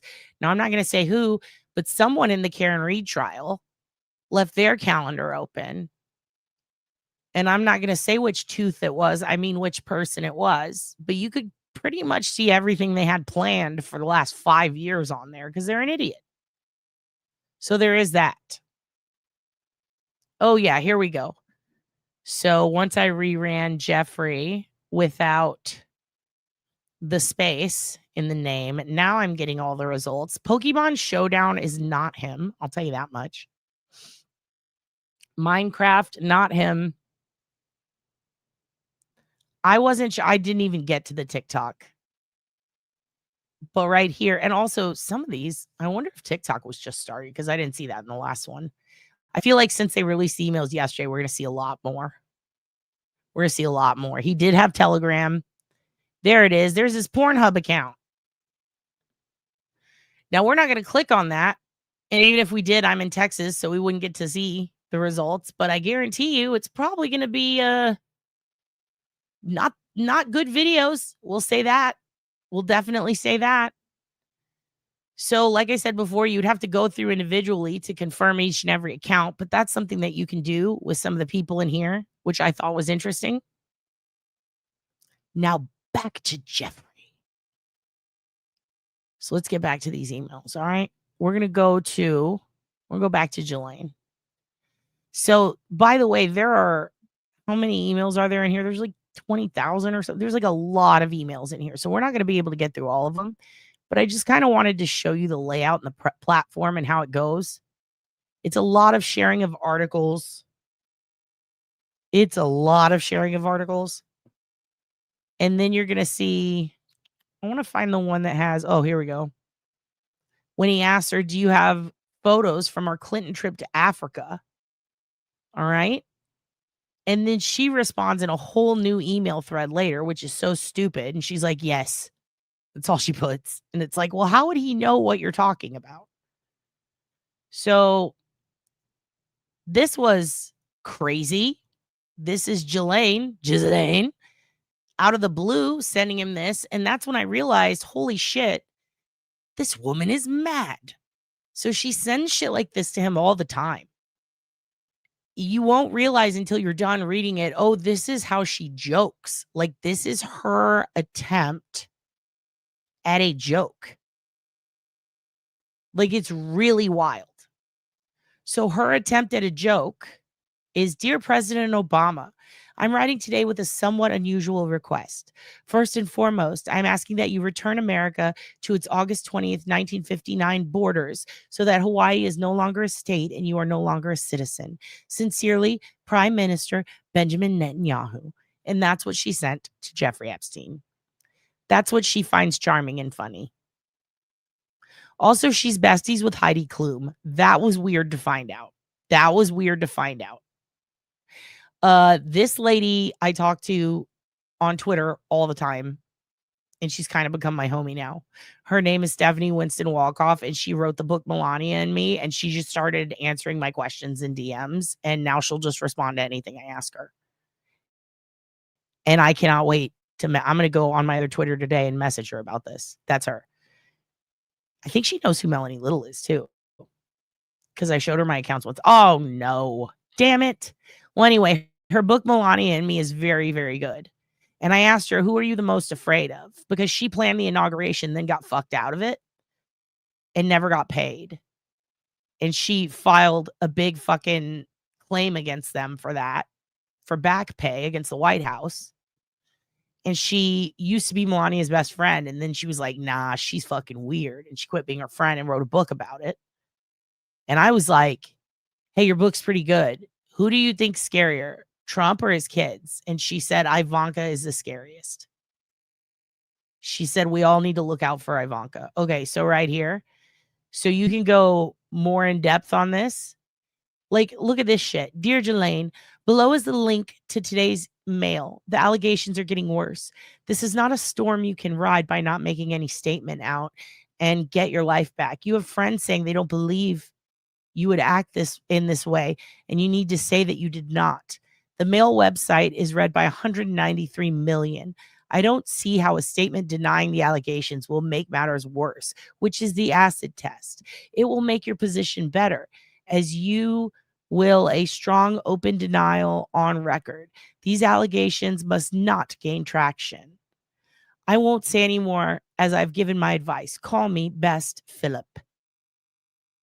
And it's about Prince Andrew at the Heidi Klum Hookers and Pimps party. New York socialite accused of procuring underage girls, billionaire pedophile Jeffrey Epstein. So, Jelaine sends this to Jeffrey and says, I'm going to make a statement. I will send it to you. I don't have a choice. And then she lists, for some reason, all of her social platforms she uses and the Terramar Project. Okay, tie it to the easily disproved Clinton. So he's telling her, sure, just tie it to Clinton. Literally, Jeffrey Epstein, in a lot of these emails, and here's the big gotcha to save you time, but you can go see it if you don't believe me. He's literally in here asking her for pictures of back when they hung out with the Clintons to distract from what him and Jelaine did. And he's saying, blame it on Clinton over and over and over. Fucking crazy. And guess what? It worked. Because when all this shit dropped, everybody went, but what about his friendship with Clinton? And when you actually go through the files and look at these emails, you realize they were invited on trips with groups of people because they donated big money. But his actual friends were Trump and Dershowitz and all of these hardcore right-wing Republicans. And they fucking hated Obama. And they fucking hated Biden. And they fucking hate Hillary. And they hate Bill. And a lot of it had to do with the election. And you can see that as you read through it, you realize they hate the Clintons and the Clintons don't like them either. And you go, that's weird, because he keeps telling Jelaine, tie it to the Clintons. Like, he knows that this fodder is going to keep America on track. He's literally besties with Steve Bannon, who control Trump's campaign. It is wild. And all I could think was, I wonder if he emails Trump. Oh, that's right. Trump doesn't do email. What the fuck? Yes, they hung out with Seal and Heidi. In fact, let me find it again. Where's the actual? It has the link in it. I'll show you. It has the link in it to the article, and you can see the pictures. Look at this shit. That's Heidi Klum with Prince Andrew. And then there's Jelaine in a blonde wig. Yeah, Bannon is a sleazy fuck. And they go into detail. Apparently, in some of the records, they go into detail on his hot tub situation, which is what I'm going to crack tonight. I'm going to find out what that is. Because holy hell, I have barely tapped the surface of this shit. But yeah, I'm going to get out of here because that website freezes. Fuck the Daily Mail. All right, so let's go down to Steve Bannon a bit. Here's where they're talking about controlling Netflix. They talk about how they know a guy at Netflix who can help with the documentary, like squash it. And if you don't remember, there was a big Netflix documentary. Now, one of the other craziest things was when they're talking about Virginia. And they talk about how Virginia was definitely there with Trump having sex with him on an island. And how to keep that information out of the public eye. And they have a nickname for Trump too. And it's fucking wild. There's also John Connolly. He's on it. Well, Patterson's book on my flop and his work with Clinton worse. He's old, but has a name. He's talking about how Patterson writing a book is scary. Berlinger is a bit of a hack. She's saying, I'm worried about Berlinger. They're talking about these documentary filmmakers. I know director Joe Berlinger not well, but he may have done a screening on one of his films. Would have to check. I'm around all day tomorrow. Call me Peggy. Jeffrey, how much do you know about this? When can I call you tomorrow? I know nothing but have friends at Netflix. Dear Peggy. So Peggy, and again, this is one of those where it's all out of whack. Peggy sent him this email saying, what do you know about this? And it's an email from Tim Jones, aka Tim Malloy, basically wanting to get quotes, wanting to talk to people because they knew Jeffrey and Ghislaine. So Peggy's friends with Jeffrey and Ghislaine and said, hey, what do you know about Jeff? And Peggy, instead of responding, goes to Jeff and goes, what do you know about this? Why are they asking me about you? What the fuck do I do? What do I say? And what does Jeffrey Epstein do with this information? He forwards all of it to Steve Bannon. Interesting choice. And then he responds to her, Berlinger is a bit of a hack. When you get a moment, give me a call. Patterson book on my A flop. What? And his work with Clinton worse. Steve Bannon says, Patterson, the version of Justice Team, and the guy making the Ted Bundy film, sounds like a potential hagiography. And Patterson's not. So basically, Bannon is acting in a lot of these, it seems, like a fixer. And it's strange.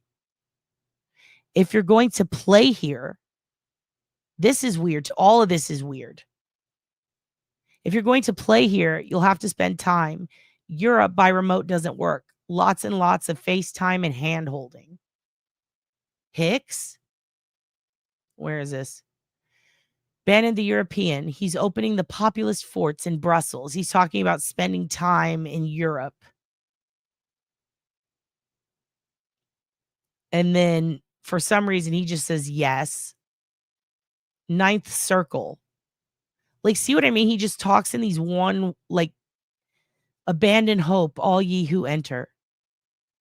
Also, Bannon on a BlackBerry in 2018 is wild. If you're going to play here, you'll have to spend time, as in Little St. James Island. This shit's crazy. Alan Dershowitz. These are literally all besties with Trump. It's fucking blowing my mind. And they managed to speak about him in code. It's really strange. See how it says privileged redacted? Now, who do we see down here? Oh, wow. Mark Cohen. You remember him? You remember him? He went to jail for Trump. Fascinating. Now, this is a person from, I think it's the Daily Mail. I can't remember. Oh, this is the Annette. This is with the BBC. So they send him a list of questions that they have to confirm. And he sends it to Trump's attorney. No big deal. No big deal. Dude, what the hell? I don't know who you are, but please stop coming into my chat to attack Stevie. We're having enough of that. We're not going to allow that to happen anymore. All right? If you have a personal problem with anybody in the chat, by the way, you guys take that outside of the chat. Because anytime I see it, I'm deleting you. I don't care who's wrong. I don't care who's right. I don't care what someone did outside of the chat. That's not what this is for. I didn't create this fucking platform so you guys can go air your fucking problems. That's not what it's for. It's for Alf Sex Hotline and finding out who Jeffrey Epstein diddled. That's what it's about. And Ghislaine. What did she fucking do? How can we blame her for more shit? If you come in here and you come at any of the kids, I'll tell you what I told Miss Shitty, and I'll tell you what we told Young Black Economist, and I'll tell you what we told that weirdo who wrote poetry, and I'll tell you what we told every other fucking asshole who came into this beachfront community and tried to poop on the beach. No. You go find a toilet. You go start. If you want to shit, go take a shit in your own toilet. Go start your own YouTube channel and fight people there. My channel is for me to fight with you, not for you to fight with each other. Fuck that. I started this shit so I can fucking scream at you guys. Not so you could scream at each other. I actually don't remember why I started this channel. But the point is, it's not for you. It's not for you to yell at Stevie when he didn't do shit to you. And if he did do shit to you, it wasn't here. So don't take it here. If you have a problem with someone because they cut you off in the HEB parking lot, you don't go show up to their work at a bank and yell at them. Why would you do that here? And if your problem is that fucking bad, yet you can't get a hold of them anywhere else, then maybe your problem's not that fucking bad. And maybe you're just being a baby. Maybe you need to log off.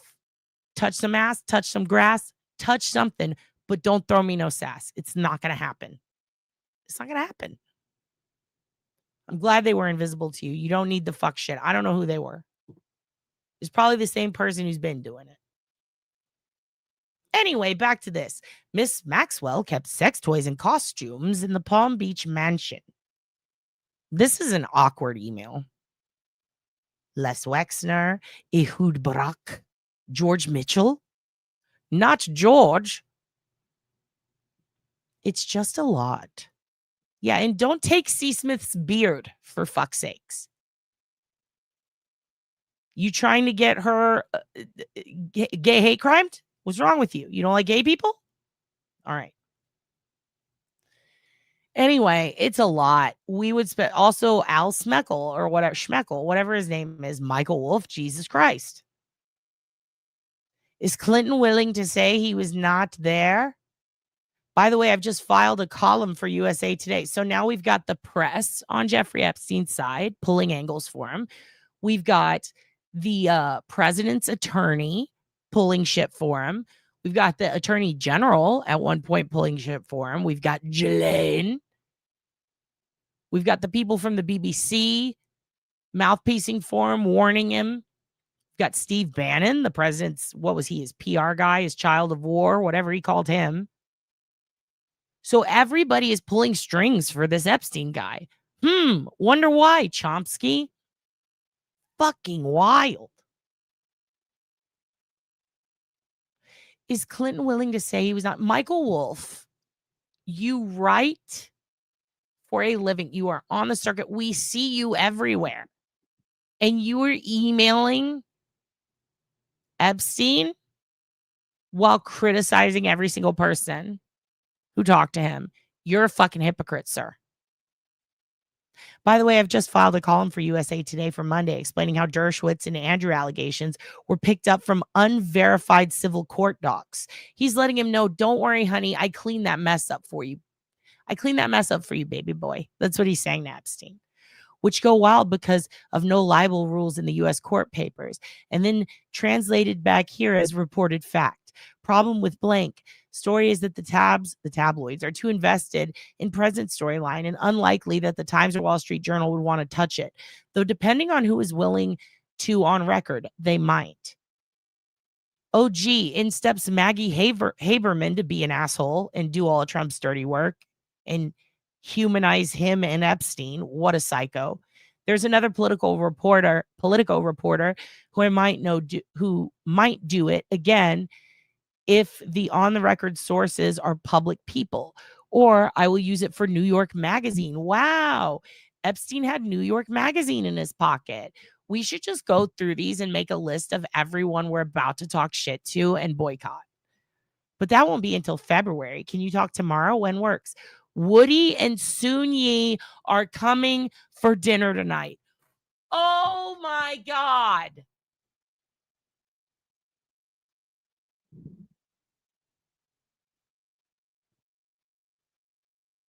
And that's where we're going to end.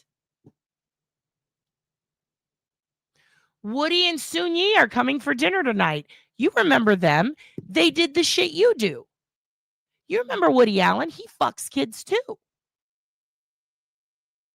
Wow.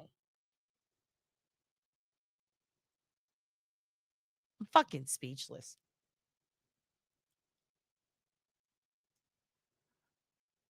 Woody and Soon Yi are coming for dinner tonight. That's the shirt. All right. I love you guys. I got to get out of here. You're the best. Don't worry, Darlene. I banned them from the chat. Fuck them. Also, thank you guys for being here. I love you all. I have to go. I have to go before the store closes. Okay, it closes at midnight. But if you want to read more of this from Jmail World, this is how you do it. This is how you do it. Right fucking there. All right? And if that doesn't work, actually, let's just go straight here. There we go. Yeah, that should work. Right there. Good night, good night. You're all the best. Go check this shit out. It's so much more consumable. It's easier to get through. You can at least see some sort of order. And when I tell you, you can use the search mail function to find whoever you want in there, I'm telling you the truth. Okay? I'm going to be combing through this again tonight. I have barely put a dent in it. Feel free to drop any interesting shit you find in our subreddit r/Oblivious Benson, or send it to me in an email if you find something juicy. Thousands and thousands of emails in here. Again, all of these are pulled from the House Subcommittee. If you find the thing with Doug Stanhope, send it to me. But you're all the best. Thank you for being here tonight. I love you to death. I gotta go. Send this to someone infected with anxiety. You've been diagnosed with anxiety disorder, aka the coward's disease. And that is okay. You are addicted to being... Send this to someone on the Epstein list. Hello, scoundrel. If you are panicking right now because you may have done some crimes, don't worry. Using airtight logic, I've designed a fashion that will absolve you of any sin. I am not on the Epstein list. And also there is no list. And also there is one, but it's fake. Please comment.